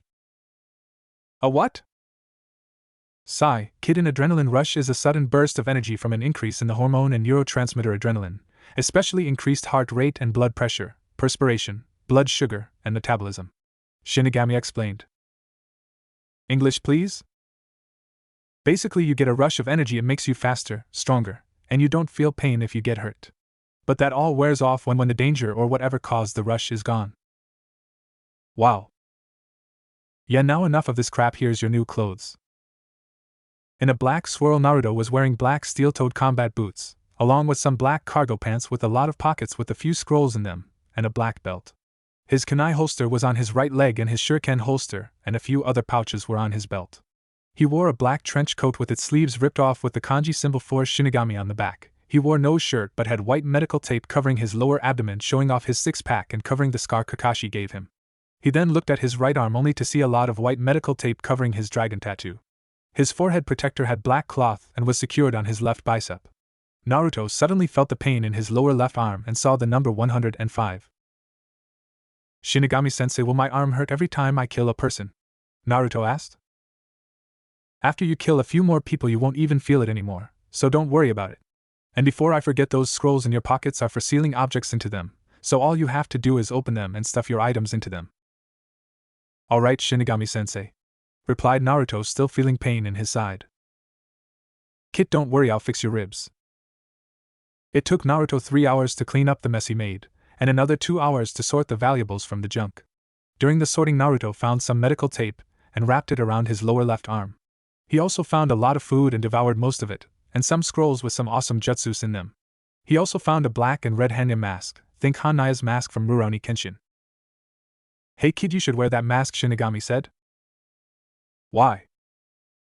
It would put fear into your enemies, making you look like me. It would cover your Sharingan when you activate it, plus it goes with your outfit. Naruto just shrugged and hooked it on his belt. Before I forget, what are you naming your Sharingan? I'll call it the Kurashigan. Dark Copy Eye. The next day, Naruto took the day off to reflect on what he did. Hey Kyubi, do you think I did the right thing? Kid, I really don't know what to think. All I know is that you saved a lot of people from being massacred. Now let me sleep, said Kyubi, and left Naruto to his thoughts. Well, I guess it's time for me to get back to my team, said Naruto as he put his Hanya mask over his face and covered his head with his hood. He then put Ami on his shoulders, and walked back to Wave. It took Naruto 15 minutes to get to the bridge. Now supporting his katana on his belt, he had his trench coat's hood up, and he was wearing his Hanya mask. When he got there, he got a lot of shocked expressions until he met up with his team. Sasuke's was curiosity and a hint of jealousy. Sakura's was pissed offness and lots of fear.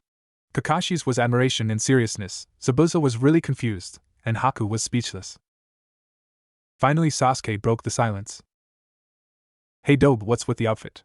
Sasuke smirked. "I thought it was time for a change team," Naruto replied coolly. "Don't call Sasuke-kun a bastard, Naruto," yelled Sakura. "Shut it, Sakura," Naruto snapped coldly. This of course surprised the entire team, especially Sakura. While they were in a daze, Naruto went up to Tazuna. "Tazuna, I know getting Wave back to normal won't be easy. So I got this for you," said Naruto, handing 2 sealing scrolls, leaving him with 5. "What's this?" he asked. "Those, my friend, are sealing scrolls. One of them contains $100,000 to help you guys out, and the other contains furniture and lumber to help rebuild your homes," he replied. Everyone minus Team 7, Zabuza and Haku, who heard this wonderful news, started crying with happiness. "Naruto, thank you for everything, but can I ask you a favor?" "Sure, what is it?" "Can you please take off your mask, so we can see the face of our savior?" Tazuna asked. "Sure," replied Naruto as he took off his mask. And when it came off, a majority of the female population blushed as red as a tomato or fainted. Naruto then hugged Inari, saying, "I'll come back and visit you, I promise." He then put his mask back on, and with that Team 7, Haku and Zabuza walked away on the bridge. "Inari, that boy gave you hope again, as did the people of this country. So all in favor of the bridge being called the Great Naruto Bridge, say aye," Tazuna said. "Aye," said the villagers in the back. "It's decided. From now and forever the Great Naruto Bridge shall stand," Tazuna with pride. The trip back was uneventful, except for Sasuke trying to figure out Naruto's change, and Sakura trying to take off his mask, only to get yelled at by Naruto, and getting a lecture from Kakashi. Zabuza asking Naruto some questions which he answered truthfully. Okay, he lied a little. He said he had a growth spurt, got some tattoos, put some highlights/streaks in his hair, and worked out a lot. He also told the truth, saying he killed 105 bandits and mercenaries, took their cash to buy his weights and katana, but he didn't tell he learned some new jutsus. And Haku was holding and petting Ami, which Sakura tried to pet only for Ami to bite her. She hates her too, yay. Once they got back to Konoha, Sasuke went to train with Sakura, following him like the fangirl she is, while Kakashi took Naruto and the others to the Hokage. The Hokage's office. The Hokage looked at the two now in his office. Both of them stared at him nervously. The old man gave a small cough. "Well, Zabuza, you are currently a missing nin and a wanted felon to the Mizukage. And Haku, you are still technically a citizen of another country. While your bloodline was hated and there was even an attempt on your life, your clan was still registered under it, and any prominent clan member cannot change countries without the feudal lord's recognition," said the Hokage. Both of them looked down, not liking where this was going.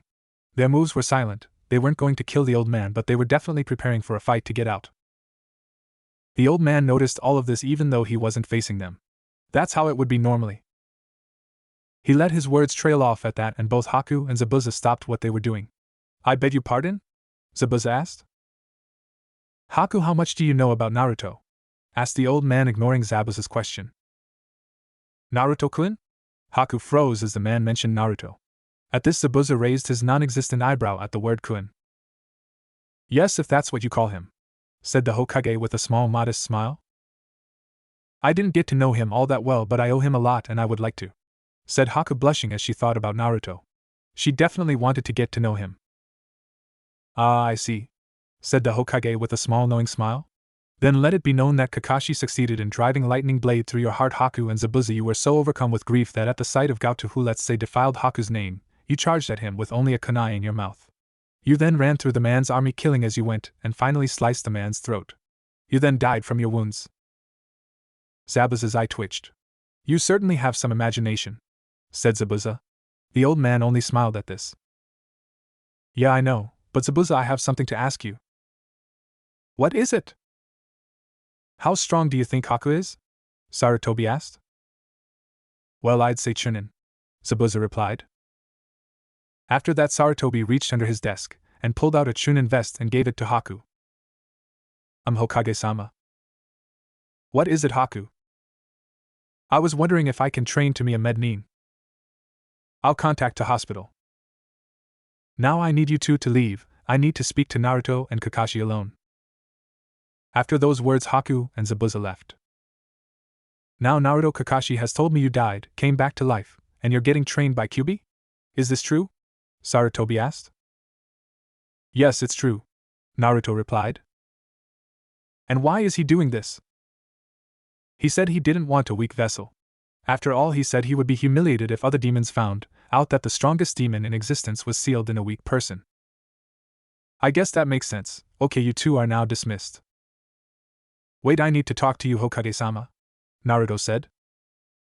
This surprised Kakashi and Sarutobi, because they always heard Naruto call Sarutobi old man, they never heard Naruto call him Hokage-sama, so this was a serious issue. So Kakashi went out the door in order for them to conduct their business. Hokage-sama, what I told you wasn't the whole truth, Naruto admitted. Surprised, Sarutobi asked what he meant.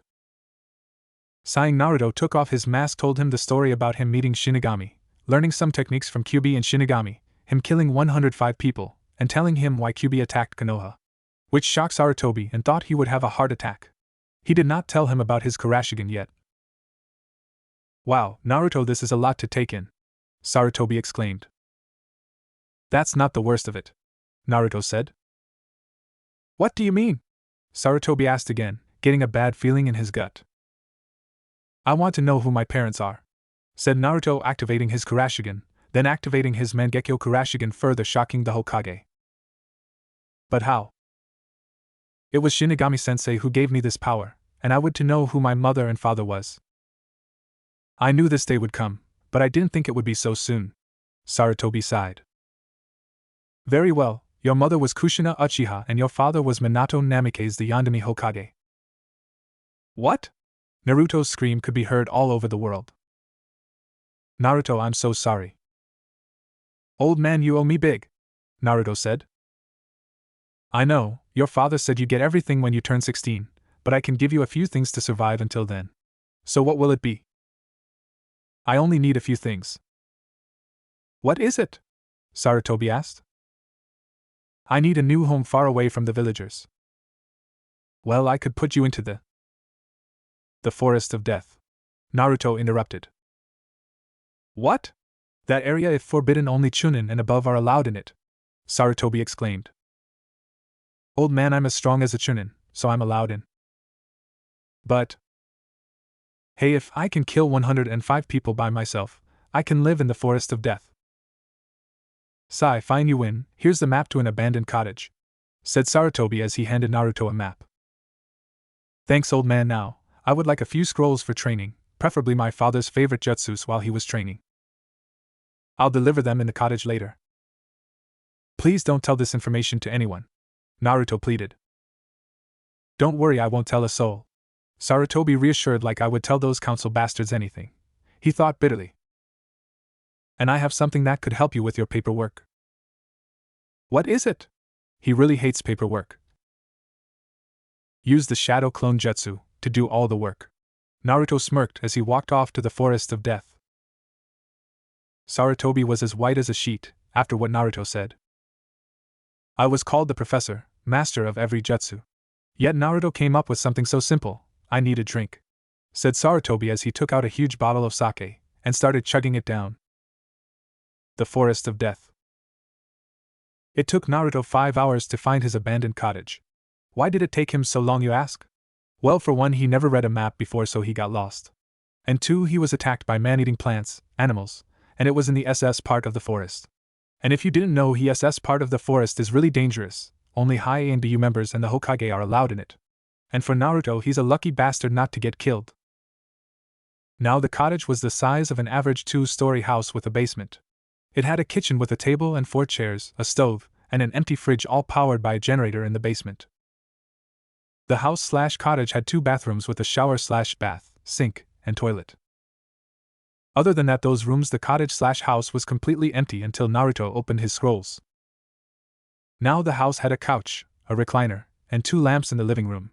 He put 3 beds into the 3 bedrooms, along with some dressers, nightstands, and lamps. And the basement was now a library. It was filled with scrolls containing jutsus, history, the human autonomy, and other various books. He also stored some of the weapons he stole from those bandits. As he was sorting through some scrolls, he heard someone knock on his door. Naruto opened the door to see a panting Hokage. "Hey old man, how are you doing?" he snickered. "Very funny, Naruto, can I come in?" Sarutobi said sarcastically. "Sure." When Sarutobi got into the house, he was astounded that Naruto already moved in. "So Naruto, when did you get all of this furniture?" asked Sarutobi. "I got them from the bandits I killed." "Really? So how do you like living here in the SS part of the forest that I accidentally gave you?" the Hokage asked nervously. "I actually like it. It's very dangerous. I can train here without people spying on me, and it keeps people from hurting me," Naruto replied. "Yeah, well, anyways, here's the scrolls you asked for," said Sarutobi as he reached into his robe and pulled out 10 scrolls. "Well, I'll see you around. Oh, and Kakashi is going to see you guys tomorrow at 2:30, later, Naruto." "Bye, old man," said Naruto as he went back to work. After a few hours of working on his house, Naruto finally went to bed feeling safe for the first time in his life, well, as safe as you can get in the forest of death. The next day, Naruto woke up at 5:30 and went into town to do some shopping. His first stop was the grocery store, where he bought grapes, lettuce, carrots, other vegetables, meat, orange juice, cereal, milk, and of course ramen. He went to the cashier, only to notice that he was drowsy. "Hey, Mr. Cashier, I would like to buy these groceries," Naruto said. Let's see, grapes, lettuce, carrots, some other vegetables, meat, orange juice, cereal, milk, and ramen. That would be $117.75. The cashier quietly checked and bagged the groceries. As Naruto paid the man, he came to one conclusion: store owners were not morning people, so they don't recognize him, thereby making things cheaper for him. His next and last stop was the pharmacy, to purchase some aspirin. When he got there, he heard a person talking and coughing. "Hey, cough, do you have my cough medicine yet?" "Yes, Hate came in at 4 o'clock, here you go," said the shop owner. Hate is one of Konoha's special jounins. He's also the one who was judging the Chunin exam's 3rd stage preliminary matches. He is said to be one of the most talented shinobi of the Leaf, but his, apparently, chronic sickness seems to have made him weak. He has bags under his eyes and doesn't look healthy at all. He wore the standard jounin vest, black shinobi pants, blue sandals, and a bandana. His hair was brown, and his eyes were black, but what Naruto noticed was he had a katana. I wonder if he's willing to teach me kenjutsu?" wondered Naruto as he followed his out of the store, and on to Training Field 20, and jumped into a bush. Training Field 20. Naruto watched Hate do some practice cuts with his katana, then shouted a very weird technique, Dance of the Crescent Moon. He created 3 shadow clones, attacked a training dummy with extendable swords in a complicated sword dancing pattern, and destroyed it. "Cough, you can come out now, cough," Hate said. Naruto got up and simply scratched the back of his head while giving Hate a sheepish grin. "So, the QB kid is back, huh? But why is he talking to me?" he noted neutrally, not really having anything against Naruto personally. "So when did you notice me?" "Since the pharmacy." "Why, you're good," said Naruto. "Let's cut the chit-chat. What do you want with me?" Hate asked. Naruto stood straight up, looked him in the eye and said, "I would like you to train me in the art of kenjutsu." "And why would I do that?" he asked, intrigued. "You are probably the best swordsman in Konoha. You've mastered the Dance of the Crescent Moon at a young age, and my sensei would not train me even if I asked," Naruto replied. "Who is your sensei?" "Kakashi Hatake," Naruto said, making the man frown a bit. "And who's on your team?" "Sakura Haruno and Sasuke Uchiha." "Uchiha," Hate spat venomously. Did I say something wrong?" Naruto. "The Uchihas are the reason my brother was killed during a important mission." "I'm sorry to hear that." "And let me guess, Kakashi is neglecting you and the Haruno girl for the Uchiha." "Yes," he replied. "I'll help you but it might kill you," said Hate. "Deal. Oh, I have to go, it's almost 7 o'clock. Got to train, replied Naruto while running away. Naruto was running to training field 7, until he heard screaming and ran towards it. Naruto ran towards the screaming as fast he could. He hopped up on the fence and observed the scene in front of him. There was 2 people in front of him. One was a blonde-haired girl carrying a giant fan. She seemed to be in a conversation with the other stranger. The stranger was wearing makeup on his face and had, what Naruto assumed was a weapon, bandaged and placed on his back. He was also holding Konohamaru in his left hand. Let go of Konohamaru right now, you meanie. Naruto looked over to the left and saw Moegi, Udan, Sasuke, and Sakura. Moegi was shouting at the stranger, telling no, demanding him to put Konohamaru down this instant. On the other hand, Udan was on the ground shaking. Sakura was looking worried but trying to apologize to the 2 ninja about what happened, and Sasuke was in a fighting stance, and was more than willing to show off his skills. From the emblem on their headband, Naruto guessed that they were Sand Ninja here for the Chunin exams. Kyuubi told him about it. He decided to get closer and listen to the ninja's conversation. What do you think you are doing, kid? Let me go, you big bully, Konohamaru shouted. Kankuro, just put him down, the blonde girl said in a bored tone. After I teach this brat a lesson. Wait till Naruto and Aizen gets here. He is going to kick your ass, Konohamaru shouted with boost of hope. Naruto frowned under his mask. He couldn't well do nothing, and Konohamaru was like his little brother, so he decided to intervene. He pulled his sword out and ran at Kankuro, hitting his hand with the flat end of his blade, breaking it and dropping Konohamaru. Naruto looked at the ninja in front of him. He looked at his forehead protector. Sannin, you must be here for the Chunin exams. You are a guest in the leaf and you will behave as such. Temari was surprised at the boy's restraint. The blonde clearly could have taken her brother apart at that moment, though whether he could in a full-blown battle remained to be seen. She generally had a low opinion of Konoha ninjas, but this boy looked younger than her youngest brother, yet stronger than herself or her brother beside her. She looked at his mask, and his blue eyes through the mask which turned to her. She found she could not look away. It was clear the boy was intelligent, and his confidence seemed absolute but not arrogant. He was tempered as if by fire. All this she saw from one look. The sword swung away, as did the blonde's gaze from the kunoichi. He resheathed his sword. Besides, I don't think your companion is pleased. Gaara's eyes widened ever so slightly. He abandoned what he was going to say to his brother as he stood under the branch of a tree. Naruto noticed the girl and the black-clad boy visibly begin to shake. In a swirl of sand, the red-haired boy appeared in front of Naruto. Who are you? Naruto observed the redhead's expression, the look in his disturbing eyes, the odd tattoo with the kanji symbol for love on his head, and the way he held himself casually. The other ninja didn't answer. He just looked into the blue eyes of the stranger before him. The atmosphere changed as Gaara began leaking out killing intent, watching for the blonde's response. Naruto just continued to stare at the red-headed Sannin. His arms crossed, he looked into pale green eyes, the killing intent simply washing over him even as it grew. Temari was shivering under the pressure of her brother's foul intent. She looked at her other brother to see he was faring no better. Looking at the 4 people with the blonde, they were not suffering as bad as herself, but they were looking at the blonde. Apparently his presence was powerfully strengthening, and as she too looked at the masked ninja in her shock, almost forgot her own fear. The blonde boy just stood there and returned her brother's gaze, his body perfectly steady, and though his expression was firm, there was no fear there. She had never met anybody that had been able to simply dismiss her brother's killing intent as if it was nothing. Her fear grew once again. She was afraid of this boy. Naruto worried for the others and decided enough was enough and flared his own intent from nothing to match that of his opponent for a mere fraction of a second. The breath left Temari, Kankuro, and the other Konoha, but Gaara's intent suddenly stopped. There were 7 sharp intakes of breath as relief swept over Udan, Konohamaru, Moegi, Sasuke, Sakura, and the 2 other Sannin. Gaara spoke in his usual almost dead voice. I am Gaara of the Sand, these 2 are Kankuro and Temari, you are? Naruto. Naruto kept his tone blank. He didn't like this boy at all. Courtesy of Naruto PWNSQB. Gaara nodded, interesting. He glanced at his siblings. Let's go. Without argument, the group left. As they left, Temari and Kankuro saw the glint in Gaara's eye, one that they recognized. Gaara had found someone he wanted to kill. Naruto looked around. He saw the Konohamaru Corps, Sasuke, and Sakura. He told them to go home and left. 3:30.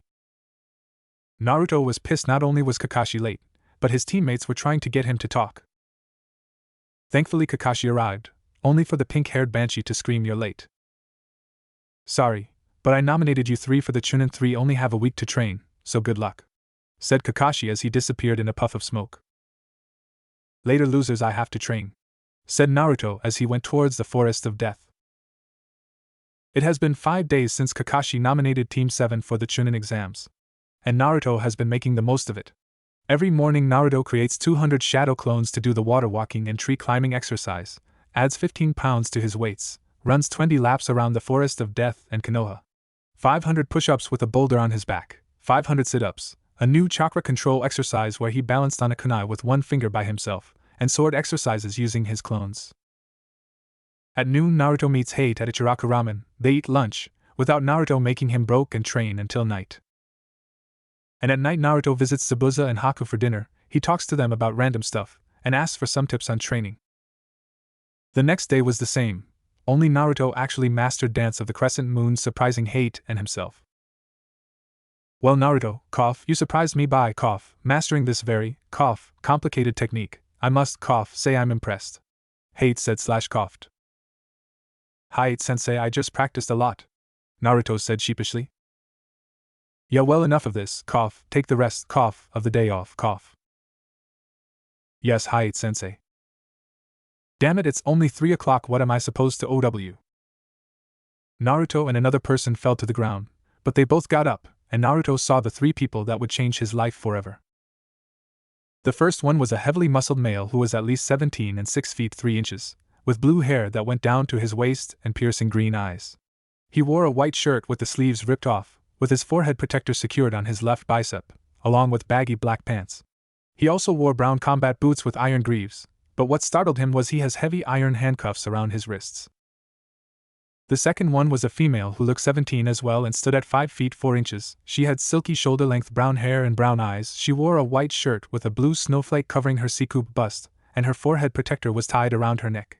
She wore black pants that held her kunai holster on her right leg, and black shinobi sandals. She also wore what looked like a belt hanging loosely around her waist, was actually wire. The last person was a male who looked to be a year older than him with snow-white hair that went down to his back, and was 5 feet 7 inches. He wore black combat boots along with black cargo pants with his kunai holster on his left leg.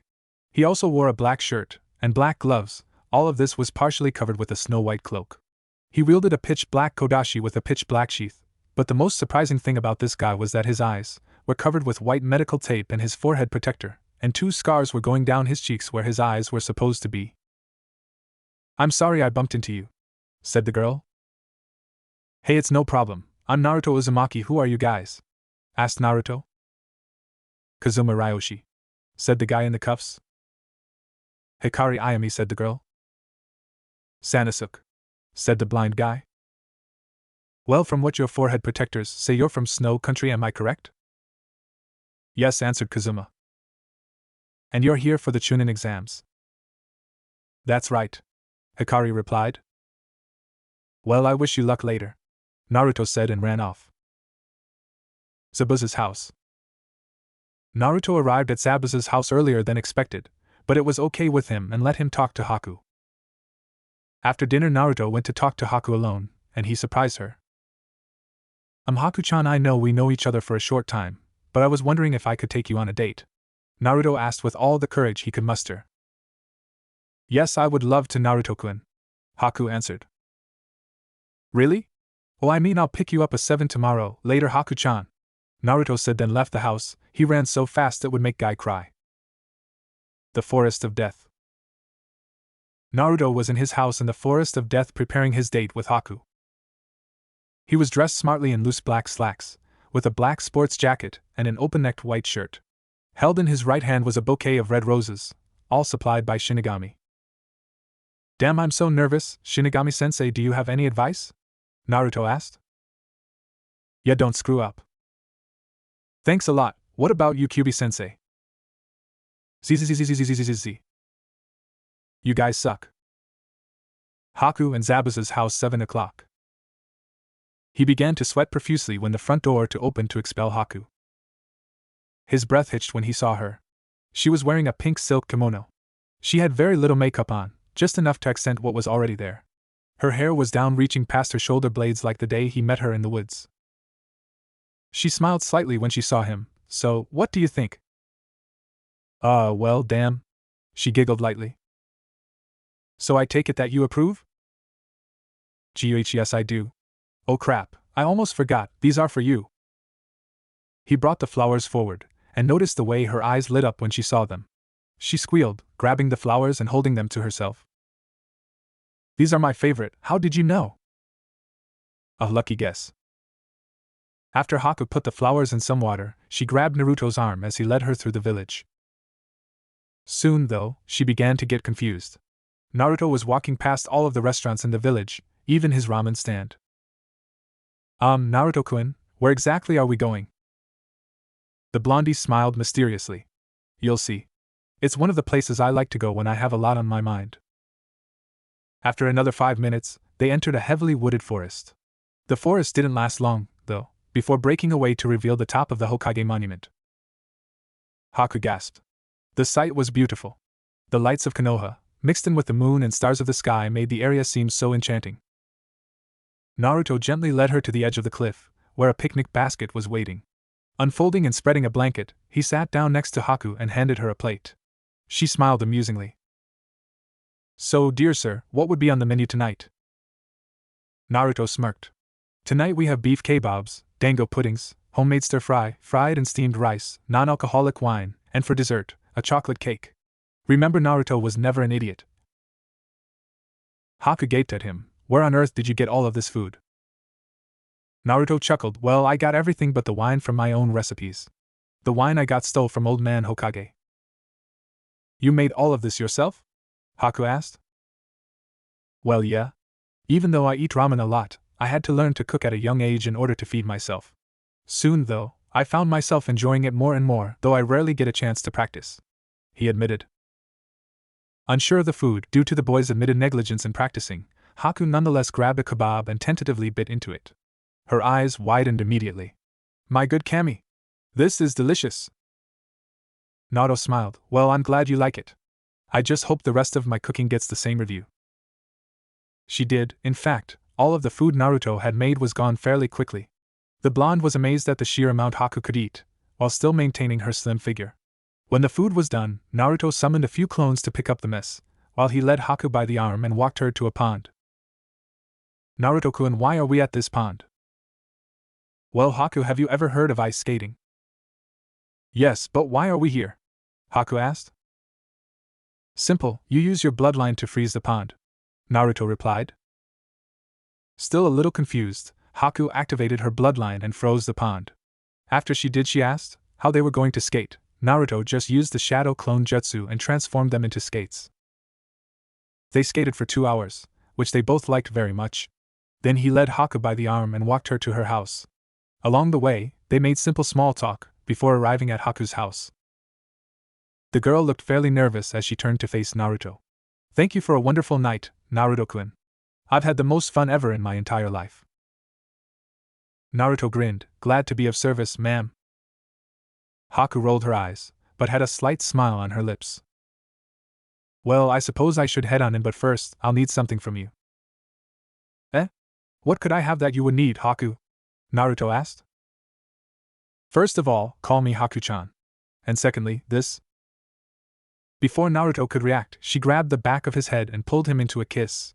Naruto was shocked at first, but eventually gave in, his eyes closing as he deepened the kiss. Haku was bursting inside as she finally managed to kiss the boy she'd been admiring for quite a while now. She noted that he tasted slightly like miso ramen, but that was okay with her. Naruto, on the other hand, found that Haku tasted like a vanilla, one which he was unable to place. He didn't let it deter him, though. He just figured that he would have to get more practice in until he was able to figure out what the taste was. Judging from his date's reaction so far, he didn't think she would mind. After a minute or two, the two broke away, gasping for air. Naruto, as usual, was the first to recover. Wow, that was great. Haku, her face flushed, giggled. I'm glad you liked it, Naruto-kun. However, I have to get to bed. But I tell you what, I'll let you practice some more tomorrow, okay? Naruto nodded eagerly, before kissing her on the cheek and heading off with a rather loud and enthusiastic goodbye. But what he did not know was that Zabuza was watching. Naruto's house. Damn Kit, I didn't think you had it in you, an astonished Kyuubi said. Neither did I. Well, now that you have Haku's heart, you now need to focus on that Hyuga girl. You've been neglecting her lately, Shinigami said in a big brother tone. Wow, wait a minute, Shinigami-sensei, how can I date two girls? It wouldn't seem fair to both of them. You see, Naruto, you undoubtedly know that you are almost the last of your clan. Because of this, it is a requirement that you practice polygamy, said Shinigami. Naruto raised an eyebrow in question.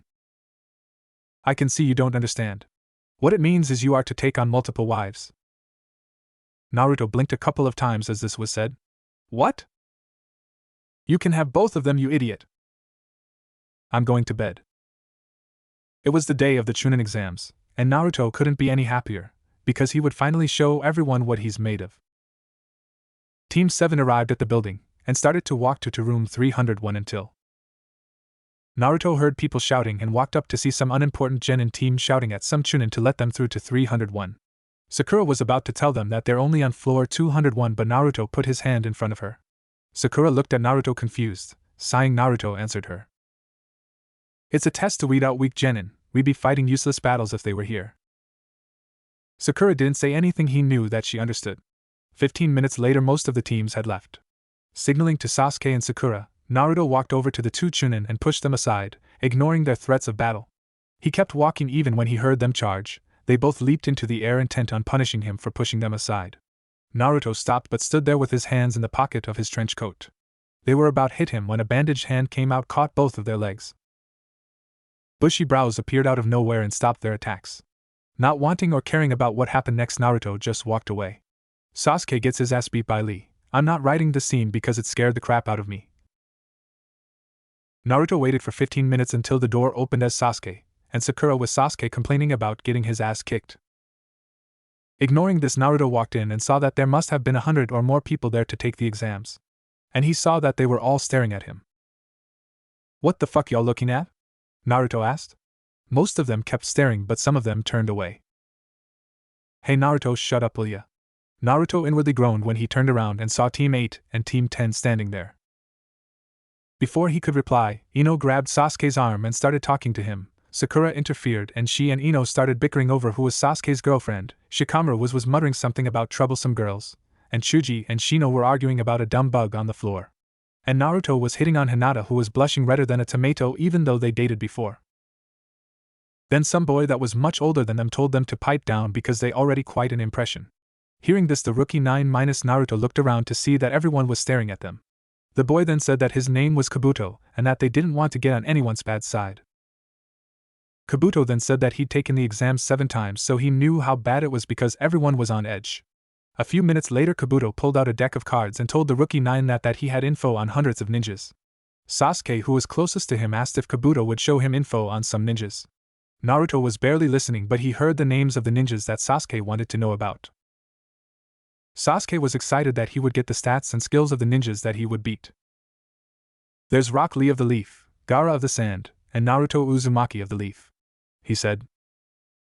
When Sasuke said those names, Naruto almost exploded because of Sasuke's ego.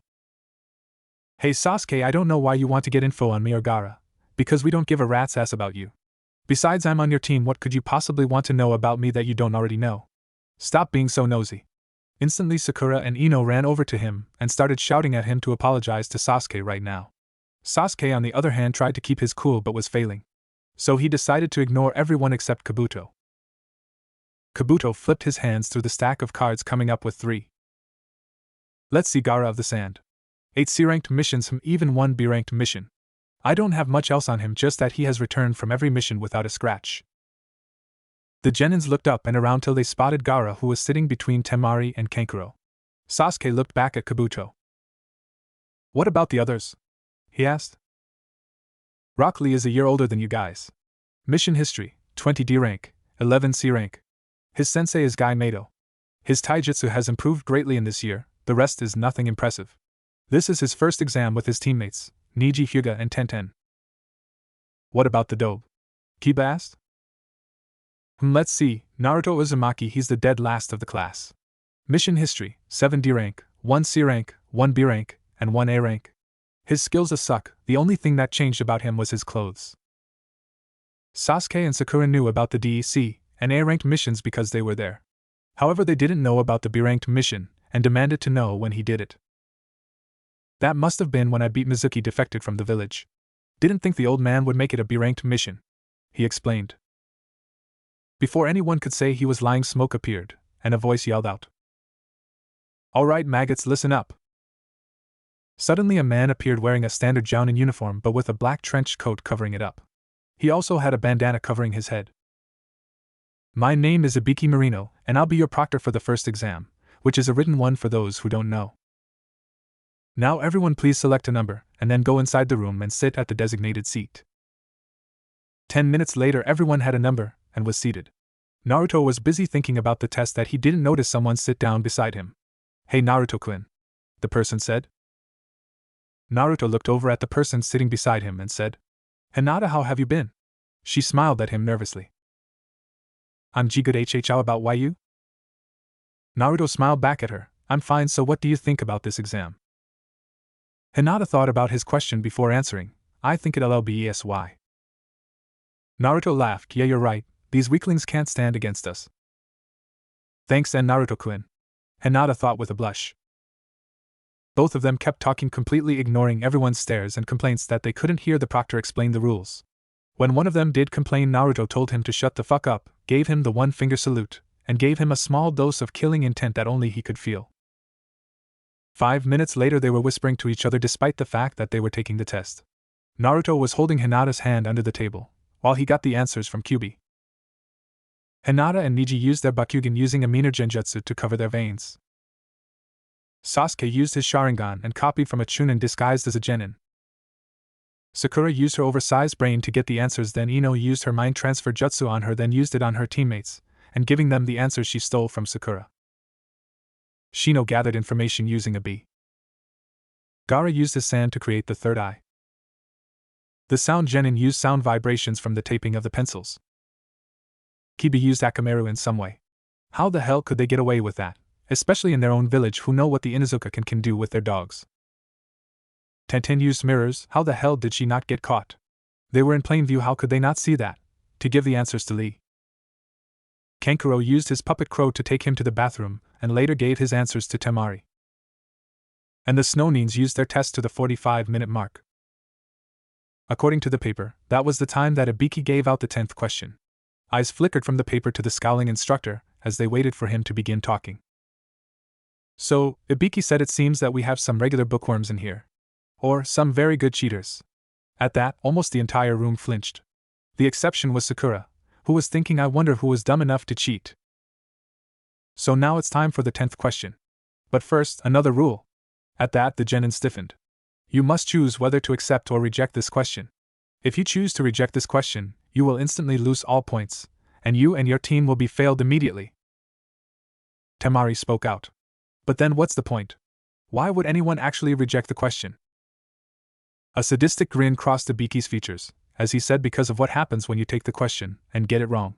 If you do, then you will never be allowed to test for Chunin again, and will be a genin for the rest of your life. Almost everyone in the room began sputtering. But we know there are people here who've taken the test lots of times, and they got to the second or third round, Ino shouted out. Another sadistic smirk passed the torturer's face. It sucks for you guys that this is my first year as a proctor. One stupid genin raised his hand to quit, then a lot of people started quieting, and this went on for 2 minutes until they stopped. For all those remaining, you pass, Ibiki shouted. The exclamation was met with looks of shock, indignation, and in Naruto's case, amusement. The scarred proctor went on to list reasons extremely similar to inner Naruto's reasoning. Congratulations, Ibiki said, as he counted down mentally. 3, 2, 1, now. As he thought now, the windows in the back of the room shattered, and a black ball rolled through. It extended out into a banner at the front of the room, reading Anko Mitarashi, second examiner. And that's exactly who stood in the center, a woman with purple hair and gray eyes. She was wearing a skin-tight fishnet, and an orange mini-skirt. Okay, maggots. I'm your second proctor, Anko Mitarashi. And now, she said, all the genin leaning forward in anticipation, it's time for a head count. A crash of furniture and a number of grunts met that announcement, as almost all of the genin fell face first on the floor. Ibiki, you passed 26 three-man squads. You're losing your touch. Despite the fact he had thought that only 5 minutes before, Ibiki shook his head. We've got quite a few outstanding candidates this year. Bullshit, she screamed. I'll cut these guys in half by the next exam. Midgets. Follow me. Anko jumped out of the window, with all of the genin following her. Alright everyone, follow me to the second part of the exam. Anko shouted. 15 minutes later everyone was in front of Training Ground 44. Anko decided to tell them that the real name of this forest was the Forest of Death. Naruto scoffed. Who cares, he muttered to no one in particular. Anko hearing this threw a kunai at him. Naruto could have dodged it but decided to let it graze his cheek. Anko popped up behind him and licked the blood off his face. She thought that he'd be scared but actually he was smiling. You like this, don't you, Naruto? When he didn't say anything she licked his cheek again, this time real slow. What's wrong, Naruto? Naruto decided to answer her question. Actually, I was just going to warn you that you might have AIDS. When she looked confused, he sighed before continuing. Oh come on, you've licked like 100 people's blood and it's in your system. How do you know that one of those people didn't have AIDS? Anko didn't say anything. She was shocked she hadn't even thought about it. Anko decided that after the genins went in the forest she'd go get a blood test. Haha, you have AIDS, guess who says that? After that little incident, Anko gave them some sheets telling them to sign them, so Konoha won't be responsible for their deaths. Exam room. After Anko left, Ibiki Marino glanced at the broken glass his comrade's entrance scattered across the floor and grimaced. That woman's going to be the death of me, he mused. The number of examinees who passed the written exams was greater than the previous year, almost double. Hopefully the numbers will have dwindled by the time the one-on-one matches begin. The examiner took a cursory glance at the answer sheets he held in his hands and out of boredom decided to read some of them. Most of the questions in almost all of the papers were left unanswered, with a few exceptions. The Haruno girl he was hearing so much about had full marks, which wasn't really a surprise because her academics had always been good. The Uchiha's paper had handwriting identical to one of the Chunin proctors who sat among the class. Ibiki glanced among the remaining batches of tests until his eyes came upon one name. Naruto Uzumaki. He read. From what the examiner remembered, that was the name of the boy who held the kyubi inside of him. He decided to read his answers. The scarred Jounin's eyes widened as he read the answers. And reread them again. And again. The Jinchuriki had answered every single question correctly, but there was something about the way that he worded them that made the answers seem suspect. It took him a few minutes to realize that the boy's answers on some of the more technical questions were actually better and more plausible than what was written on the official correction sheet. Ibiki was very impressed. Kami-sama, he said. He made a mental note to see Naruto's match, if only to see how the boy would fare. Grinning like a cat that caught a mouse, he hefted the answer sheets in one palm and walked out the room, whistling as he went. The Forest of Death. It has been a half hour since Team 7 arrived in the Forest of Death. And they were lost, except Naruto, until he stopped them. What is it, Dobe? Sasuke asked. Listen team, bastard for a guy, bitch for a girl, I'm going to give you the scroll, and we'll split up. Why would we do that? Because Sakura, if we split into two groups we will find a Earth scroll quicker, replied Naruto. Idiots, like I would give you the real scroll. Like I would do. That is a good idea for a dobe, interrupted Sasuke, as he took the scroll from Naruto. Yeah, what Sasuke-kun said? Sakura quickly agreed. Okay, here's the plan. You and the team will go to the left. When you see a cross, stop and go right to avoid the man eating plants. Stay away from the caves, that's where the wolves are, and there is a tiger pit, so stay off the ground after you pass the caves. We'll meet up here in case you find anything, Naruto said to them. Naruto, how do you know this? Asked Sakura. I live here, he replied before running off, not noticing their shocked faces. After Naruto left, he encountered 5 tigers, but quickly killed them and sealed them into a scroll. Shinigami told him the tattoo appeared after he kills a human, animals and clones don't count. After his battle with the tigers he ran into the grass nines, hearing their conversation. And then I will give Sasuke-kun my curse seal, and he will come to me for power, said the Hishi grass nin. This is a great plan, Orochimaru-sama, replied one of the grass nins. Orochimaru. I'm going to kill him. No, Naruto, don't attack him, Shinigami yelled. Why? Your orders are for me to kill him, he yelled. You're not strong enough. What? Kid, you're at least high Chunin level, and he's a Sannin. They are as strong as the Hokage himself. Think before you act, dumbass. Before Naruto reflected his thoughts, he heard Orochimaru speak again. I see we have an intruder, you two kill him, Orochimaru said to his minions. Oh shit. Naruto stood and faced the grass Nin, drawing his katana, settling once again into his previous stance. The grass Nin gave Naruto a sneer. I can see that you killed, I can see it in your eyes.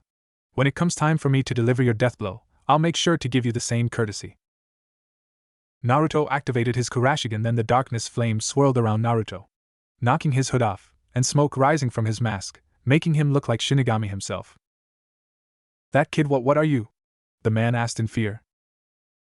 Instead of answering, Naruto rushed at him, but the grass Nin was ready. Their swords clashed together, sparks ablazing the area. The Nin jumped away, pulled out a few shuriken, threw it at Naruto, did some hand seals, and shouted Shadow Shuriken Jutsu, making 3 shuriken into 60.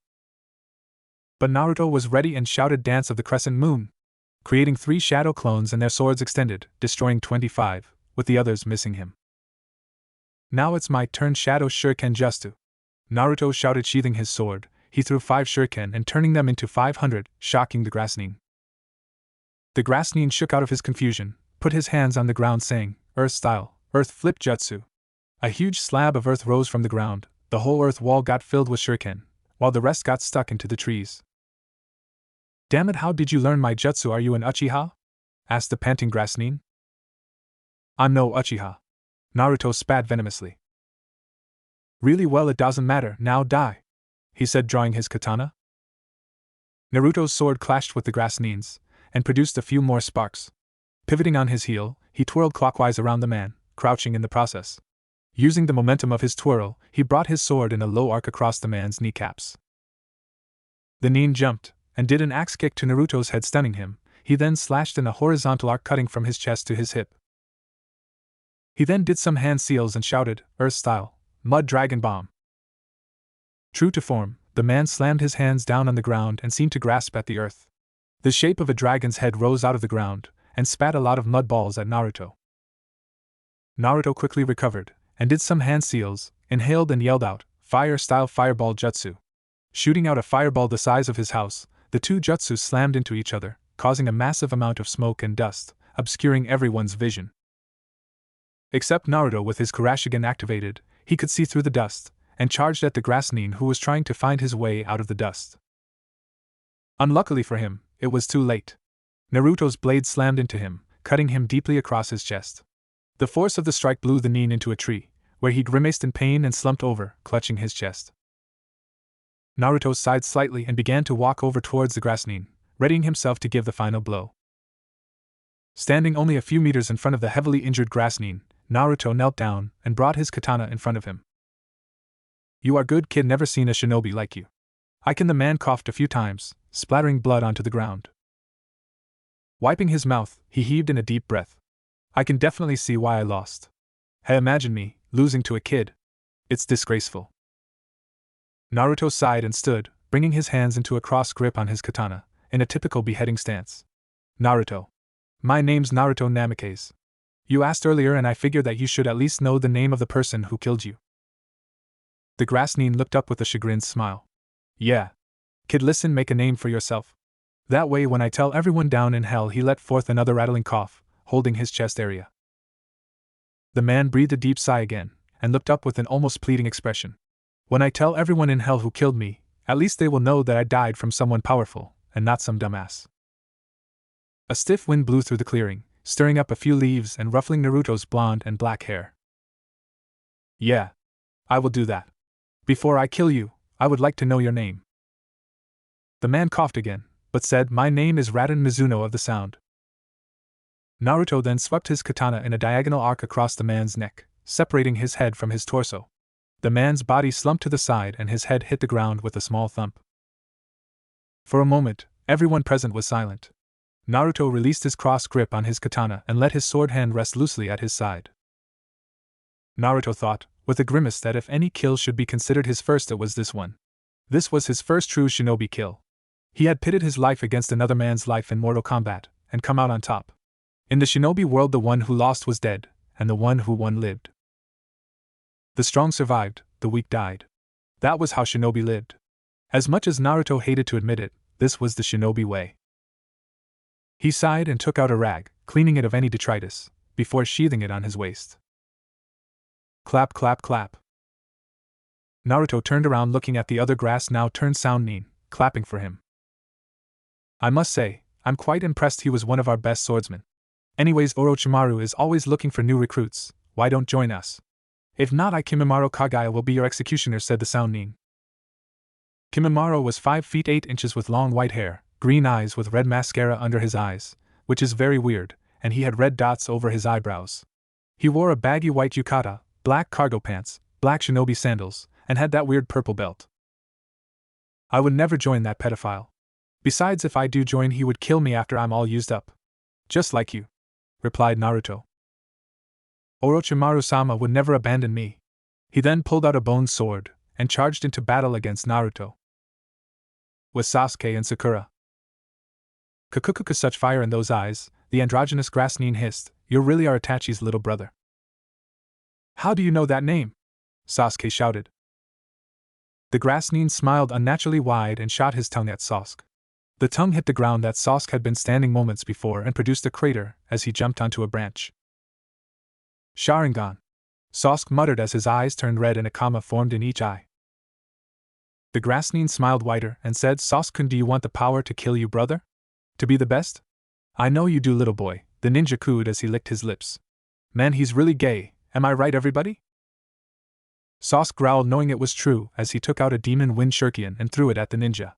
The grass Nin laughed as the shuriken flew past him, but stopped when the wire attached to the shuriken bound him to the tree triple windmill shuriken. Sasuke said as he started making hand seals and shouted, fire style, dragon flame jutsu, as he blew a plume of fire that turned into a dragon made of fire out of his mouth. The fire followed the wires and incinerated the tree. Creepily, after being hit by 3 streams of flames, the grass Nin was unharmed after shedding snake skin. He did have a tear in his face though. The ninja laughed creepily and tore the rest of his face off, leaving him a very gay-looking guy. Sasuke twitched and asked the figure, who are you? Instead of answering, the freak to decide to take a bite out of him literally. Now his whole body felt like one big welt, and it wasn't helping that he was suffering from chakra drain due to using 2 of his most powerful jutsus in quick succession. Kukukuku, not bad, Sasuke-kun, the perverted Nin complimented in a disgustingly feminine manner. I'll be seeing you later. He stated, though of course, I doubt there'll be much need for concern. What did you do to Sasuke-kun, you freak? Sakura yelled, wincing as the Sannin hurled an annoyed look her way. Really, such rude words, what are they teaching young women these days? Orochimaru muttered before disappearing from view and delivering a fierce backhand to the girl's skull, though judging from your pitiful skills I really shouldn't be that surprised. My name is Orochimaru, and Sasuke-kun will come to me, he said as he disappeared into the ground. Back with Naruto. Naruto and Kimimaro were both panting. They both had some wounds but nothing too serious. He was also taunting Kimimaro, saying that Orochimaru abandoned him. Orochimaru-sama would never leave me. He cares about me. No, he doesn't. He is just using you like he did to that man. Once he's done with you, he will get rid of you. Liar! Kimimaro then suddenly fell to his knees and started to cough up blood. Not now, not here. Naruto slowly walked up to him. It's some sort of disease, isn't it? Kimimaro was shocked. How do you know? I can sense it. You don't have much longer until it completely kills you. Orochimaru will. Will what cure you? He can't. There is no known cure for what you have. And if there was, he would just steal your body after you were cured. He is just using you as a tool. Naruto could see that he was thinking over everything carefully. But I can change that. Naruto quickly formed some seals. Ninja art, feigning sleep jutsu. Naruto's palm contacted with Kimimaro's forehead, knocking him out cold. Naruto walked up and stood above the sleeping figure of Kimimaro and took him to his house. After Naruto knocked Kimimaro out, he decided to take him home. He was almost home, but then he heard a familiar scream. Shit, Hinata's in trouble. Oh man, I don't have time for this summoning jutsu, he shouted. In a big poof of smoke, a brown fox the size of a horse appeared. How may I serve you, Naruto-sama? Kenji, I need you to take Kimimaro to my house. And I need you to tell him to make himself at home. Yes, Naruto-sama. Naruto put Kimimaro on Kenji's back, then he went to save Hinata. A few minutes away, Gaara looked manically at Team 8, his sand poured out of his gourd, and wrapped it around Hinata. Sand coffin! He yelled. He was about to do sand burial, but his sand was cut in half by Naruto's katana. Gaara, leave Hinata alone, Naruto said calmly, while producing a huge amount of killing intent. This of course scared Temari, Kankuro, and Team 8, while Gaara produced his own killing intent. After 15 minutes both Naruto and Gaara quit, and the sand team left. Naruto turned around to face Team 8, only to see Kiba out cold, Shino just standing there, and Hinata on her knees in tears. He quickly knelt down to her level, gave her a hug saying, "It's okay Hinata-chan, I'll always protect you, no matter what. And Naruto-kun, thank you for saving me," she said. Naruto's only response was taking off his mask, making Hinata blush 20 shades of red, kissing her on the forehead, and making her faint. This made Naruto sigh. No matter what he did she still fainted. He really needed to get her out of the Hyuga compound. "Shino, please take Hinata-chan and the mutt to the tower," Naruto said. "I will," Shino replied, taking his teammates and went somewhere safe. Naruto's home. After the incident with Gaara, Naruto went to his house, only to see Kimimaro eating his ramen and petting Ami. "Ami seems to take a liking to you, she's not too friendly with strangers." At this Ami perked up and jumped onto Naruto's shoulder. "Your summon told me to make myself at home," Kimimaro said. "Yeah, and now on to business. I can help you, but I need information on Orochimaru." After a few hours Kimimaro told Naruto about the curse seals, the Sound 4 after saying he quit it was the Sound 5, the plan to destroy Konoha, use Sasuke Uchiha as his new vessel. He also told him where he came from, how he met Orochimaru, saying he was the last of his clan, and saying his bloodline limit was the dead bone pulse. After he finished Naruto told him about his deal with Shinigami, his new bloodline limit, the Kyuubi being inside him, when he transferred him into his sword, and his childhood. They then knew they were no so different, and got along like brothers. Then they both went to bed after a long day. The next day Naruto decided to talk with Ami. "So Ami, how have you been?"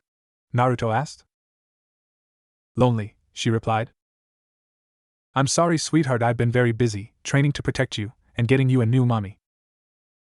"Really?" "Yeah, I have a clan to revive after all."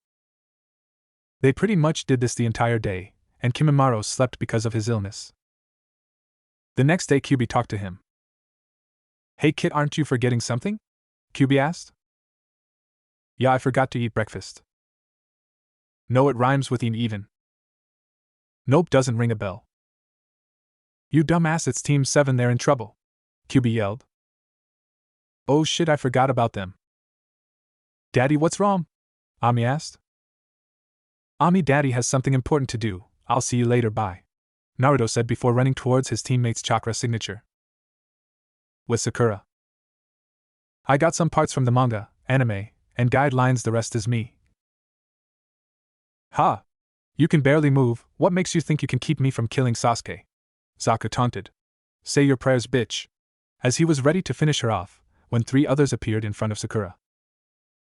Under other circumstances, Sakura would hate who had come to her rescue, but at this point she couldn't have been happier. "Ino. I just couldn't let you have all the fun," replied Ino. "Besides, I can't just let you win over Sasuke-kun by letting you play the heroine." "They are like cockroaches," Dosu commented. "Just what the hell were you two thinking, just interfering in a fight like this?" Chuji yelled at Shikamaru and Ino. "Troublesome as it is, it's even more troublesome if we don't help them out," Shikamaru said lazily. "Since Ino decided to step in, we, as men, just can't run away. Besides, we are a 3-man team. There isn't anything we can't do together," Ino replied. But I'm not ready to die just yet," Chuji pleaded as he tried to get away, only to be held in place by Shikamaru. "Shut up. We can't help that now," shouted Shikamaru. Sokka laughed at the big-boned guy's actions. "Go ahead and run if you'd like, fatty. Never call in a Kimichi fat, you'll regret it." Both Ino and Shikamaru gasped and took a step back, the latter instantly letting go of Chuji's scarf, as if he had been burned. Chuji, on the other hand, stopped trying to run. "What did he say?" Chuji asked in a menacing low whisper. "I'm not sure I heard him correctly." "I said you can go and run, fat ass!" Sokka shouted. "I'm not fat. I'm big-boned," Chuji shouted, turning around abruptly. "Now it's a fight for honor of Konoha and big-boned people everywhere. Hirade for big-boned people. Ino smirked. Now you made him mad? Troublesome, Shikamaru said, shaking his head. Sakura, Ino said suddenly. Take care of those Sasuke-kun, all right. The Ino Shikacho team is going to fight with everything we have. Ninja art, expansion jutsu, Chuji shouted as he ballooned out to an incredible size. Human boulder. Chuji's limbs and head receded into the big-boned guy's body as jets of steam streamed out from where each appendage disappeared to. He then began to spin at a very rapid velocity. What the hell? Zaka said, placing his hands out in front of him. Splicing air waves, he shouted. Streams of air slamming straight into Chuji's huge body. They were at a standstill until Zaka got frustrated and put more power into his jutsu. Chuji then shot up into the air only to start rapidly descending on the spiky-haired Sannin. Shit, because of his spinning my jutsu is ineffective.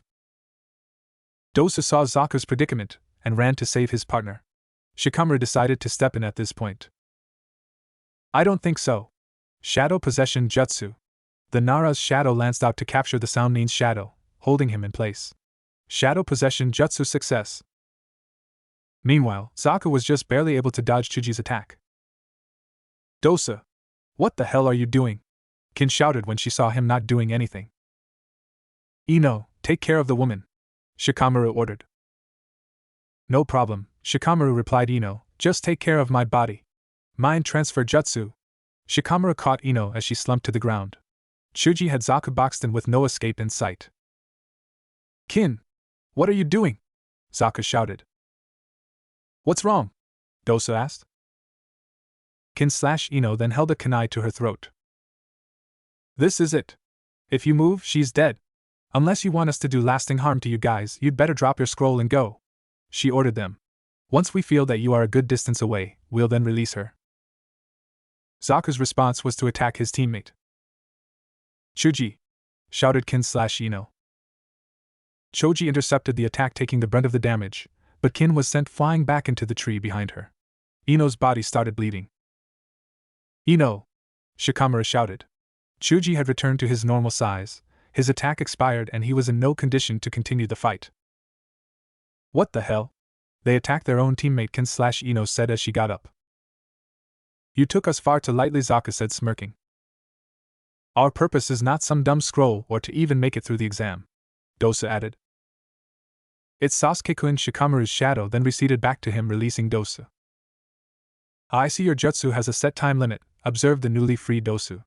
And the girl's jutsu, judging from the blood, if we kill Kin, she dies as well. You would kill your own teammate? Asked Shikamaru, surprised. If we have to, said Zaka, raising his head towards Kin. I have to admit though, you almost had us. However, you let your guard down, Dosu informed them. Disgusting, said another voice. Sakura looked up to see a cut and bruised Naruto, along with Niji, Hyuga and Tenten. And what are you going to do? Kill us? Haha, Zaka mocked. Niji smirked. It looks like we no longer have to. That's when everyone else felt it. A sickly, powerful aura saturated the air around them as Sasuke was doused in purple chakra. He abruptly stood up. Sasuke-kun! You're awake! Sakura said excitedly before becoming afraid. As Sasuke slowly stood, the purple chakra swirled around him. That's Sasuke-kun, said Kin/Ino, afraid of what had become of her longtime crush. Flame-like markings now ran down the Uchiha's left arm and the left side of his face. Sakura, who did that to you? The curse-sealed Dosu and Naruto gasped. Sasuke-kun, those markings, Sakura began before being interrupted by Sasuke. Don't worry, I can feel the power surging inside of me, Sasuke said confidently. I'm stronger than I was before, and it's all because of him. I'm an Avenger. I will gain power by any means necessary, even at the cost of my own soul. I see, Dosu observed. The markings she mentioned earlier was Orochimaru-sama's own curse seal. I can't believe he was able to survive. Who, Sakura? Who did this to you? Sasuke demanded angrily. I did, Zaka said proudly. Sasuke turned his gaze towards the Sannin, his now two-tomo Sharingan spinning wildly. Ino, get out of there, Shikamaru shouted. The blonde Kunoichi immediately complied as Kin's body slumped to the ground. Chuji, hide, now, Shikamaru, what's going on? Chuji asked. I don't know, he answered. Sasuke's markings spread to cover his entire body. This is too much for us, we must leave now, said Dosu to Zaku. Whatever. He was half dead just a few minutes ago, said Zaku, aiming his arms at Sasuke. Zaku, stop. You don't understand. I will kill them all, shouted Zaku, ultrasonic air waves. Everyone had to cover their faces as Zaku's jutsu struck Sasuke. Blown to pieces. Who was? Asked someone from behind Zaku. His eyes widened in realization as he was knocked off his feet across the clearing. Zaku! Shouted Dosu, but Sasuke was already attacking again. Fire style, Phoenix Flower Jutsu. Several fireballs were streaming at Zaku. Too easy. Splicing air wave, he shouted, overpowering the fireballs. Unfortunately for him, there were shuriken within the fireballs and Zaku found himself getting sliced up pretty good, though he wasn't struck in any vital area. Before anyone could say or do anything, Zaku found himself doubled over, Sasuke's foot in the center of his back, his arms behind held fast behind him, by the Uchiha. This can't be Sasuke-kun, Ino said in denial. What's happened to him? Asked Chuji. Sasuke smirked. You seem awfully proud of these arms. He began to apply pressure. The bones in Zaku's arms began to crack and break. Stop it please. Zaku yelled out in pain. Sasuke began to pull harder, until there were two loud snaps of Sasuke crippling Zaku's arms. Sasuke then kicked Zaku down to the ground like common trash before turning towards Dosu. I guess it's only you left. You had better be much more entertainment than the other guy, Sasuke said, still smirking sinisterly at the shaking Dosu. Sasuke-kun! Stop! Sakura finally yelled out, embracing the Uchiha in a full hug, tears streaming down her face. Stop please! But her efforts were in vain, because Sasuke backhanded her in the face. Alright team, that's enough, Naruto shouted. So the dobe wants a piece of me, well then bring it on. Naruto ran at Sasuke only to get punched in the stomach. Naruto then swiped at Sasuke's legs, knocking him down. He then got to his feet and shouted Shadow Clone Jutsu, creating 10 clones. One of his clones went to punch Sasuke, only to get punched in the chest, poofing out of existence. Sasuke then took out 5 kunai and shuriken. He threw them, taking out 5 clones and hitting the real Naruto. Crying out in pain, Naruto took 3 shuriken out of his left leg, and took a kunai out of his left hand. Ignoring the pain, he ran at Sasuke.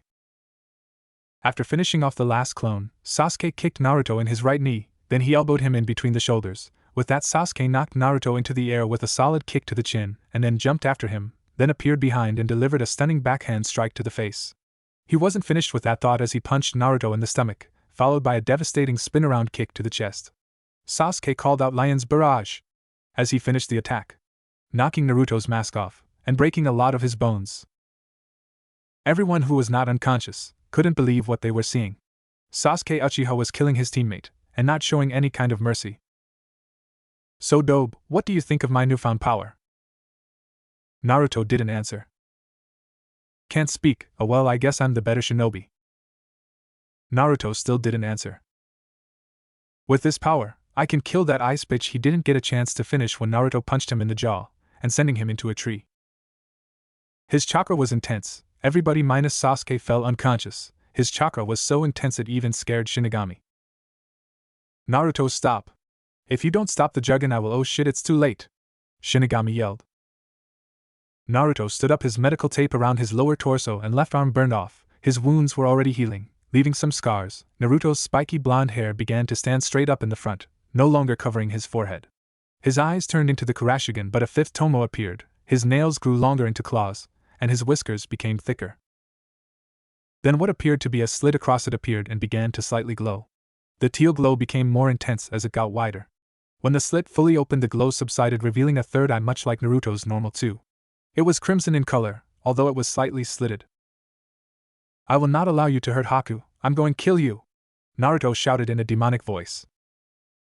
Naruto rushed Sasuke, punching him in the stomach. He then ricocheted off a tree, then kicked in the back of the leg. After that, he did the Shadow Clone Jutsu without any hand seals. He created 5 clones. 1 punched Sasuke in the face, using the other 4 kicked him in the chin and other body parts. Then Naruto jumped on the first clone's back, getting higher than Sasuke. He then gave him an axe kick in the back of the head, finishing the move Uzumaki Barrage, knocking Sasuke out. After 3 hours, Naruto fixed himself up by putting new medical tape around his lower torso, and around the lower part his left arm and hand. He put his forehead protector over his juggling eye, he put his mask on, and he carved the leaf symbol on the forehead on his mask. While everyone was out, he wondered what the hell happened. The first minute Sasuke called Haku an ice bitch, and the next second his Kurashigan feels weird, knows a new technique, he had eye on his forehead, and everybody was unconscious. He tried to contact Shinigami and Kyuubi, but they weren't answering. So after another hour of pondering, everyone minus Sasuke and Zaku woke up. "You're strong, we cannot defeat you," Dosa said, their team's scroll now in his hand as he had taken it back from Zaku. "How about you just let us go for now," he said, putting down the scroll slowly. "I must check on some things first, but I promise you, should we face each other once more, I promise we will neither run nor hide." "Wait. What has Orochimaru done to Sasuke-kun?" Sakura demanded. "And why Sasuke-kun?" "I do not know, we were ordered to kill him," said Dosu. He then left with his teammates.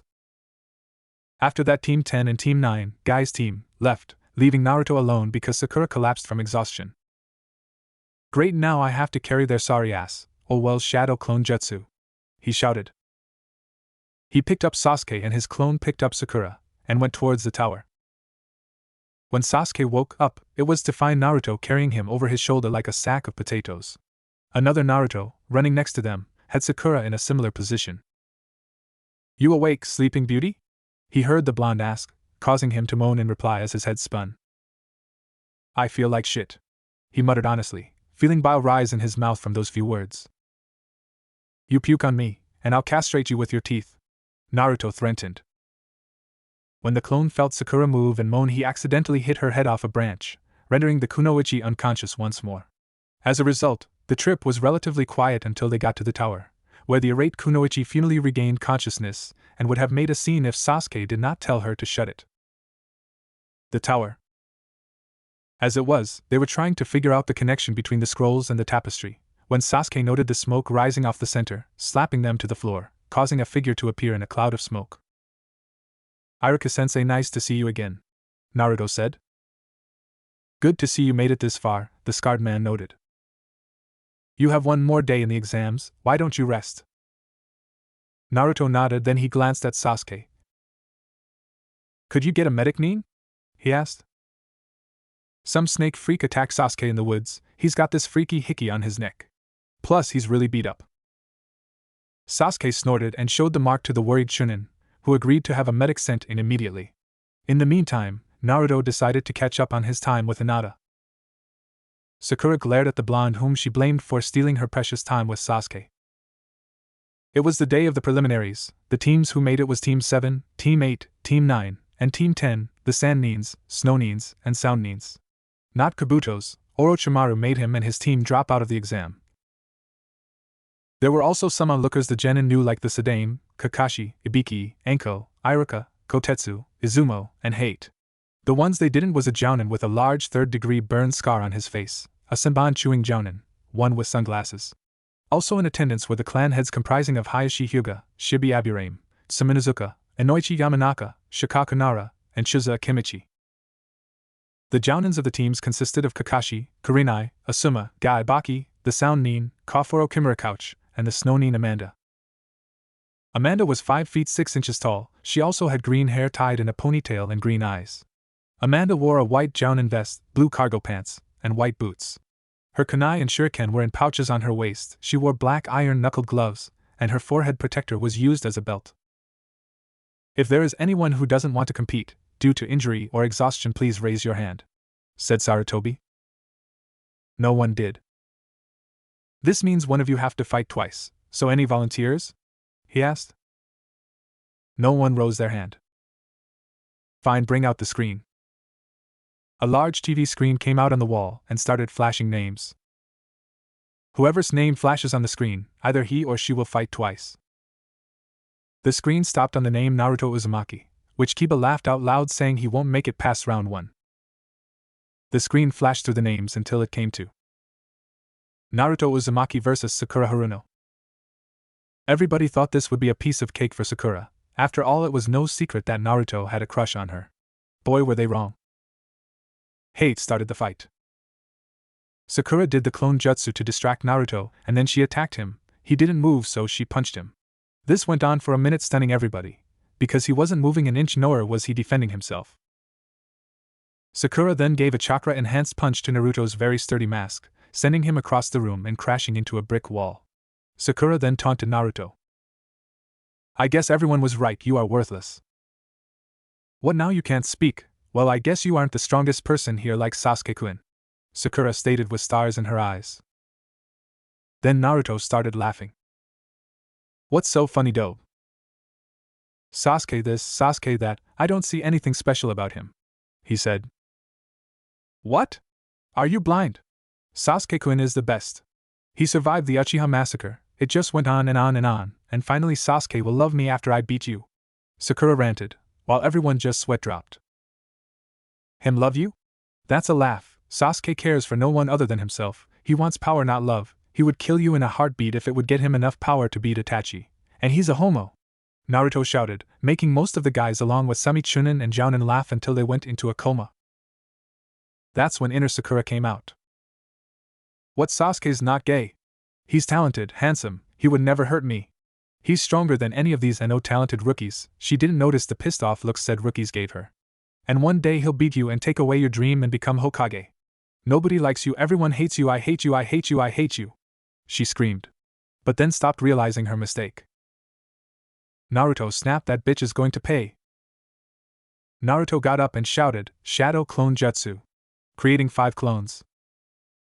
Naruto then rushed Sakura, punching her in the stomach. He then ricocheted off the walls, then kicked her the back of the leg. After that, one of his clones punched Sakura in the face, user the other 4 kicked her in the chin and other body parts. Then Naruto jumped on the first clone's back, getting higher than Sakura. He then gave her an axe kick in the back of the head, finishing the move Uzumaki Barrage. He then jumped, did some hand seals and shouted fire style, Fireball Jutsu. Everyone expected a huge fireball, but instead a small fireball landed on Sakura's hair, and burned it all off, leaving her bald. Cough, winner Naruto Uzumaki. Cough. Everybody was shocked that Naruto did that sort of thing, to Sakura no less, but they didn't have time when the next names came up. Choji Akimichi vs. Dosuke Kyuta. During Choji's match, Naruto got asked a lot of questions. "Dobe, when did you learn a fire jutsu?" asked a pissed off Sasuke. "I learned it after Wave," he replied. "Well, never use it again." "Why?" "Because only Uchihas are allowed to use fire jutsus, not blonde-headed dobes," Sasuke yelled. "I can use any jutsu as I please, so why don't fuck off, you homo?" Naruto literally yelled right in his face.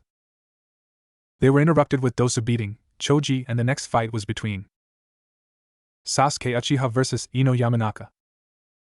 "I forfeit," she yelled, making the theme the winner, and he had Kakashi take him to seal his cursed seal, making the sound Jonin disappear.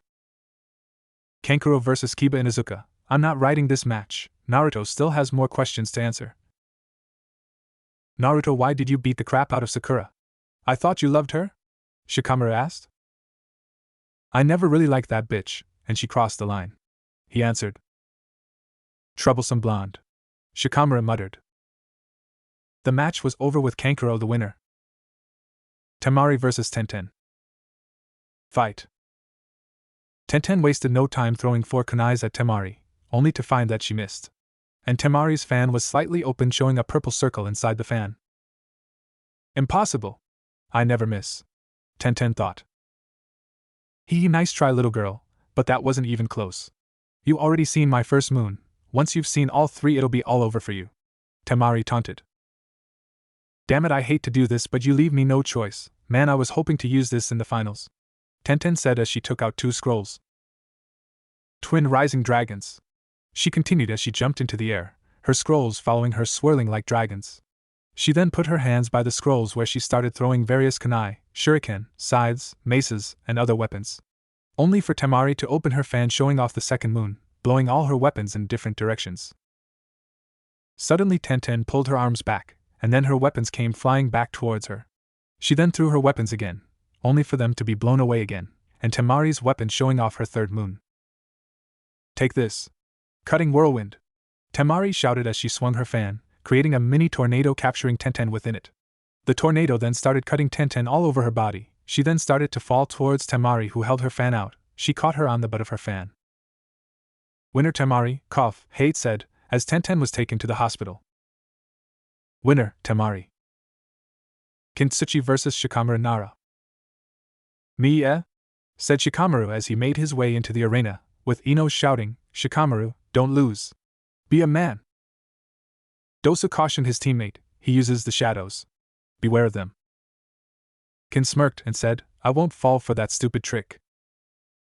Once both were in the arena, Shikamaru groaned. Hey ref, can I get a redraw?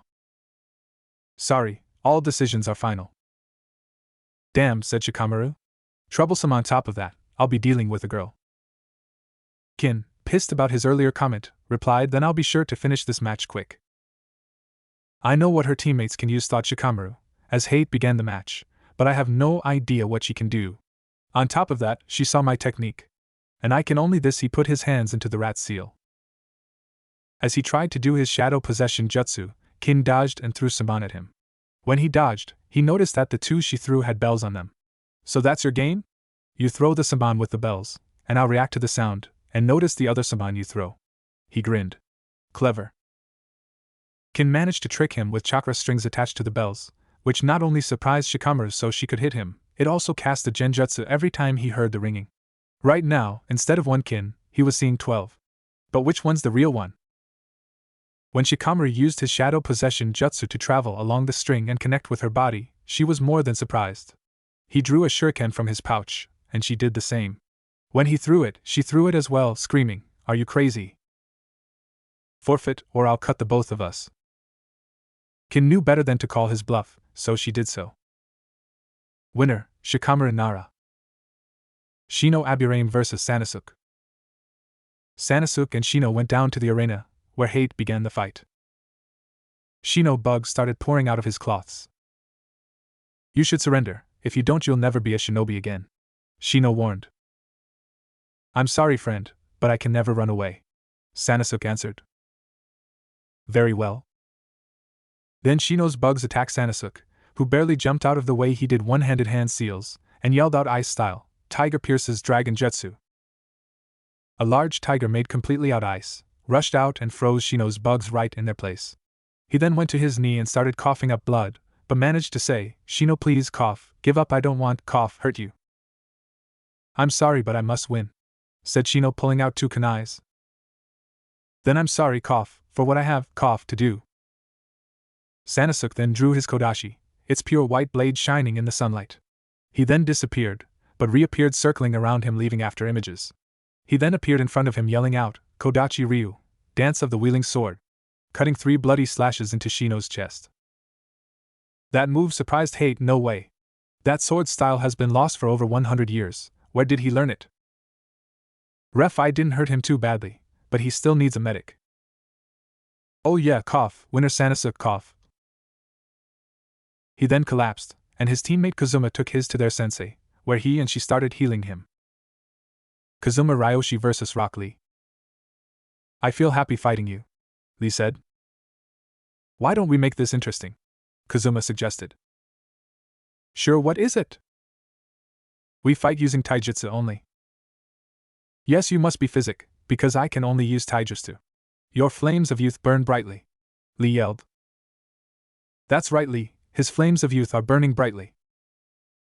Lee. Gi-sensei. Lee. Gi-sensei. Let's get on with the match. Hate yelled, then went into a coughing fit. Lee got into the Iron Fist stance, while Kazuma got into an unknown stance which surprised Guy.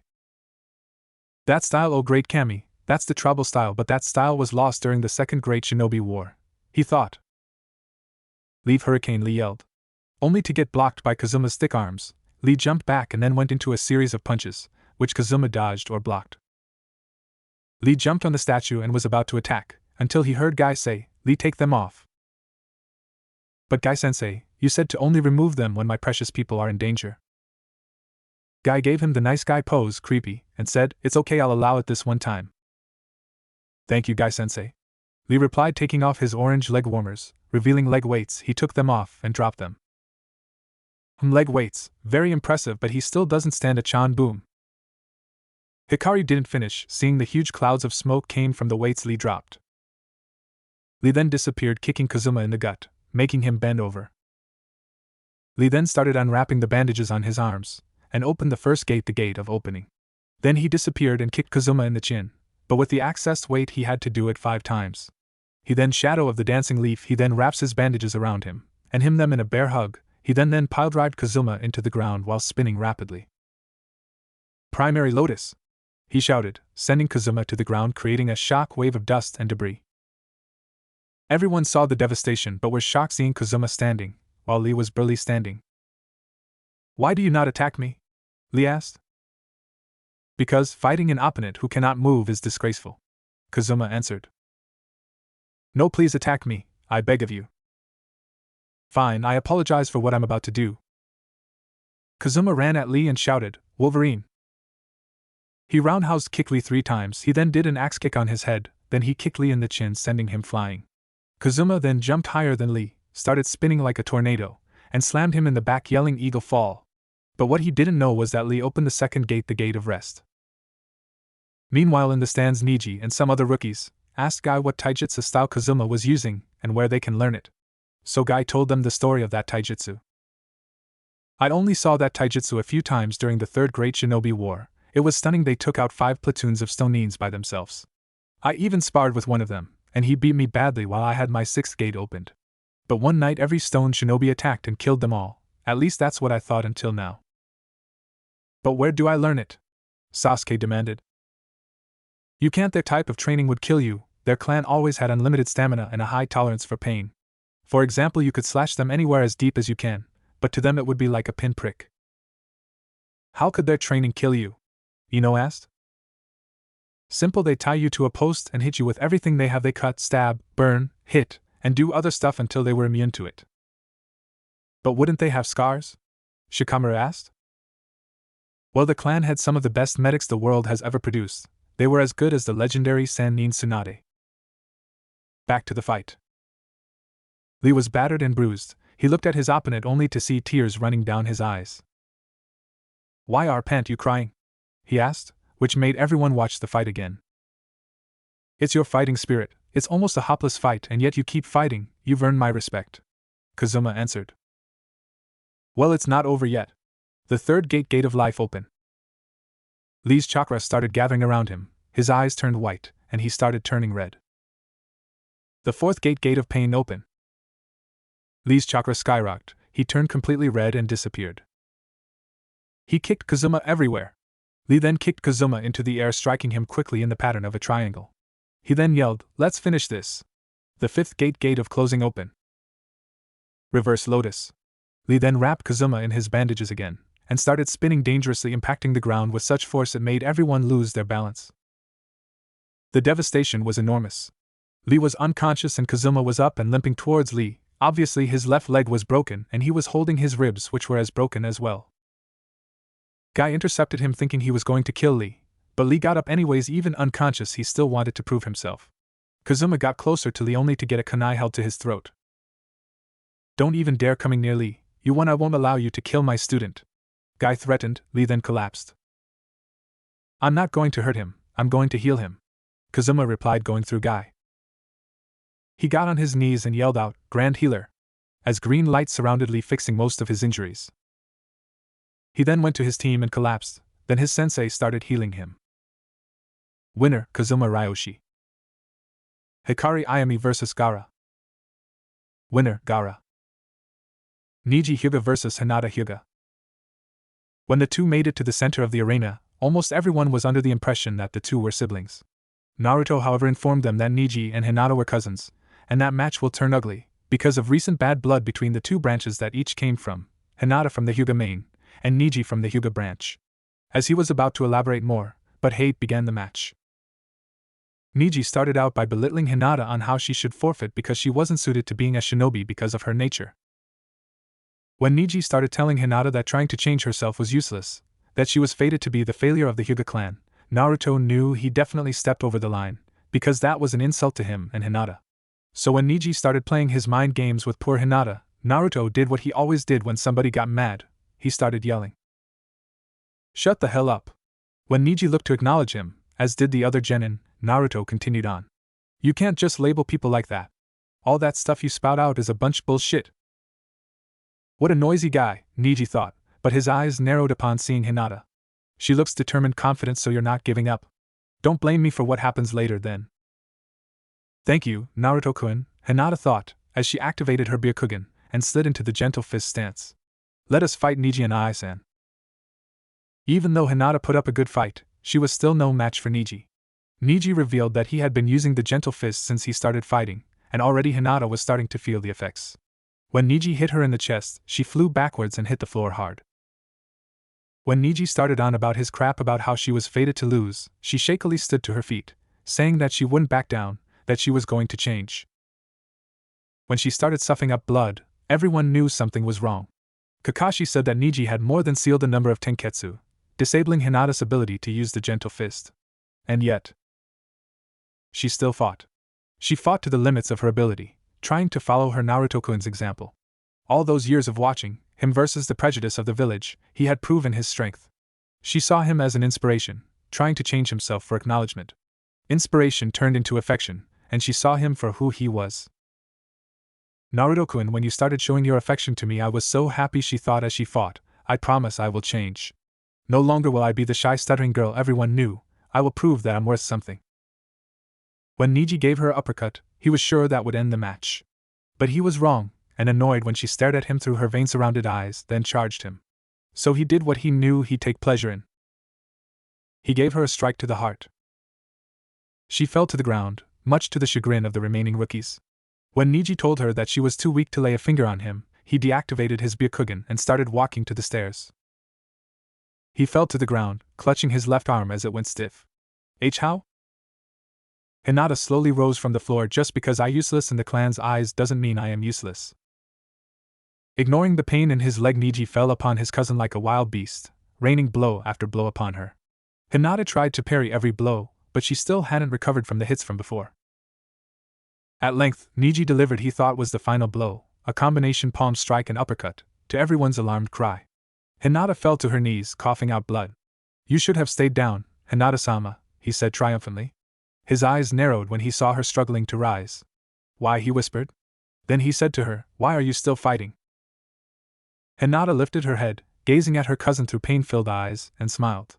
Because I choose to. Incensed, Neji rushed her, Byakugan blazing and ignoring Hayate's cries of Neji, the match has ended. Fully intent on killing his younger cousin.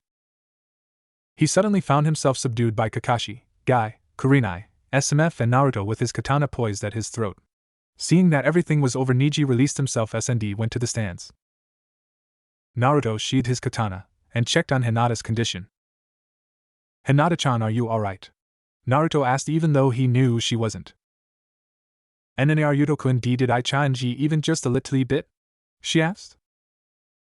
Yes, sweetheart, you did change. Naruto answered. Then KYYU and Naruto-kun, Hinata said before she went unconscious. Weak, she should have died years ago, Neji said. In response, Naruto kissed her on the lips, whipped his fingers in Hinata's blood and said with absolute determination, For our love I vow to win, which shocked everyone at his display of boldness. Hinata then went to the hospital. The last fight, Naruto Uzumaki vs. Zaku Abumi. Naruto just wanted to get this match over with, however Zaku was making it a little difficult. Die Blondie, splicing air waves! Zaku shouted. Naruto just dodged his attack again, pissing Zaku off. Fine, have it your way, blood clone jutsu. Zaku cut his palm and let the blood drop on the floor. And 9 blood clones rose out of the ground, looking exactly like Zaku. Ultrasonic air waves. They shouted, creating 20 huge air waves, all hitting Naruto directly. Ha ha ha ha, I killed him, yes. Ref, call the winner. Sigh, the winner cough, as he was interrupted by a voice. Who's dead? Everybody looked at the voice, seeing Naruto, but their relief was turned into shock. Naruto was standing, but he was all messed up. His trench coat was torn to shreds, revealing his blonde and black hair and toned body. His mask was on the other side of the room, revealing his face, which made every female blush despite themselves. His medical tape was gone, showing his lower abdomen, and the scar Kakashi gave him along with some new ones Zaku just gave him. His dragon tattoo was now revealed, shocking everybody, and his lower left arm was showing them the number 106. That's it, you're going down. You should feel honored, you're the first person to die by this jutsu, Naruto said coldly. Bring it. Naruto then yelled, Shadow Furnace. The darkness flames encircle Zaku and his clones. Naruto then clutched his fist together, yelling, Shadow Cremation. The screams are heard all over Konoha, and were so horrible even Gaara turned slightly green. There was nothing left of Zaku or his clones, and everyone was horrified of what Naruto just did. They were even more surprised when Naruto's tattoo turned red and became the number 107. Dobe, why did that tattoo turn red, and why does it say 107? Sasuke demanded. Naruto turned to him and said, that's the number of people I killed, team. Further shocking everyone except the Hokage. Naruto's house. Naruto just arrived at his house, only to get tackled by Ami. Daddy, are you okay? She asked, taking notice of his wounds. Yes, sweetie, I'm fine. Where is Kimimaro? He asked. He's in the guest room, why? I just need to talk to him, I'll be right back. A few moments later, Naruto went into Kimimaro's room. Kimimaro himself was laying in bed, trying to relax until Naruto came in. Kimimaro, how are you feeling? I'm fine. So is the exam over yet? He asked. No, not yet, but I need to ask you something. Naruto asked. Yeah, what is it? How long do you think you have to live? Orochimaru said, I have at least 4 months. He answered. Listen, I will be gone for a month. I'm going to try and find you a cure, train, and some other things. And I need you to watch over the house and Ami. Will you accept my request? I guess so. Don't worry, I'll send a shadow clone every 3 days, and if you need help with anything, don't hesitate to ask Ami, Naruto said. Okay, Naruto-sama. Don't call me that, my friends just call me Naruto. Alright then, Naruto. After his conversation, Naruto went to talk to his daughter. Ami, I need to talk to you. What is it, Daddy? Listen, I have to see Hinata in the hospital, and train for a month. But Daddy, you're always gone. Don't worry, I'll be back. Now be a good girl and listen to Uncle Kimimaro. Yes, Daddy. Naruto then put some medical tape on his lower abdomen, and put his mask back on, but he was still shirtless. Konoha Hospital. Hey Kakashi-sensei, can you? No, Naruto, I'm training Sasuke, but I got you a better trainer. Kakashi interrupted. I was not going to ask you that, I was going to ask you where Hinata's room was. Oh, she's in room 205, but I don't think. But Naruto was gone. Room 205. Naruto was about to open Hinata's door, but stopped when he heard a voice. So he decided to eavesdrop. Hinata, you're a decrease to the Hyuga clan. I'm sorry, father. Sorry isn't good enough. And what's worse, you're in love with that demon. Demon? The demon known as Naruto Uzumaki, Hayashi yelled. But how did you find out? She asked. After you lost, he came down, kissed you on the lips, whipped his hands in your blood, and said, for our love I vow to win. Naruto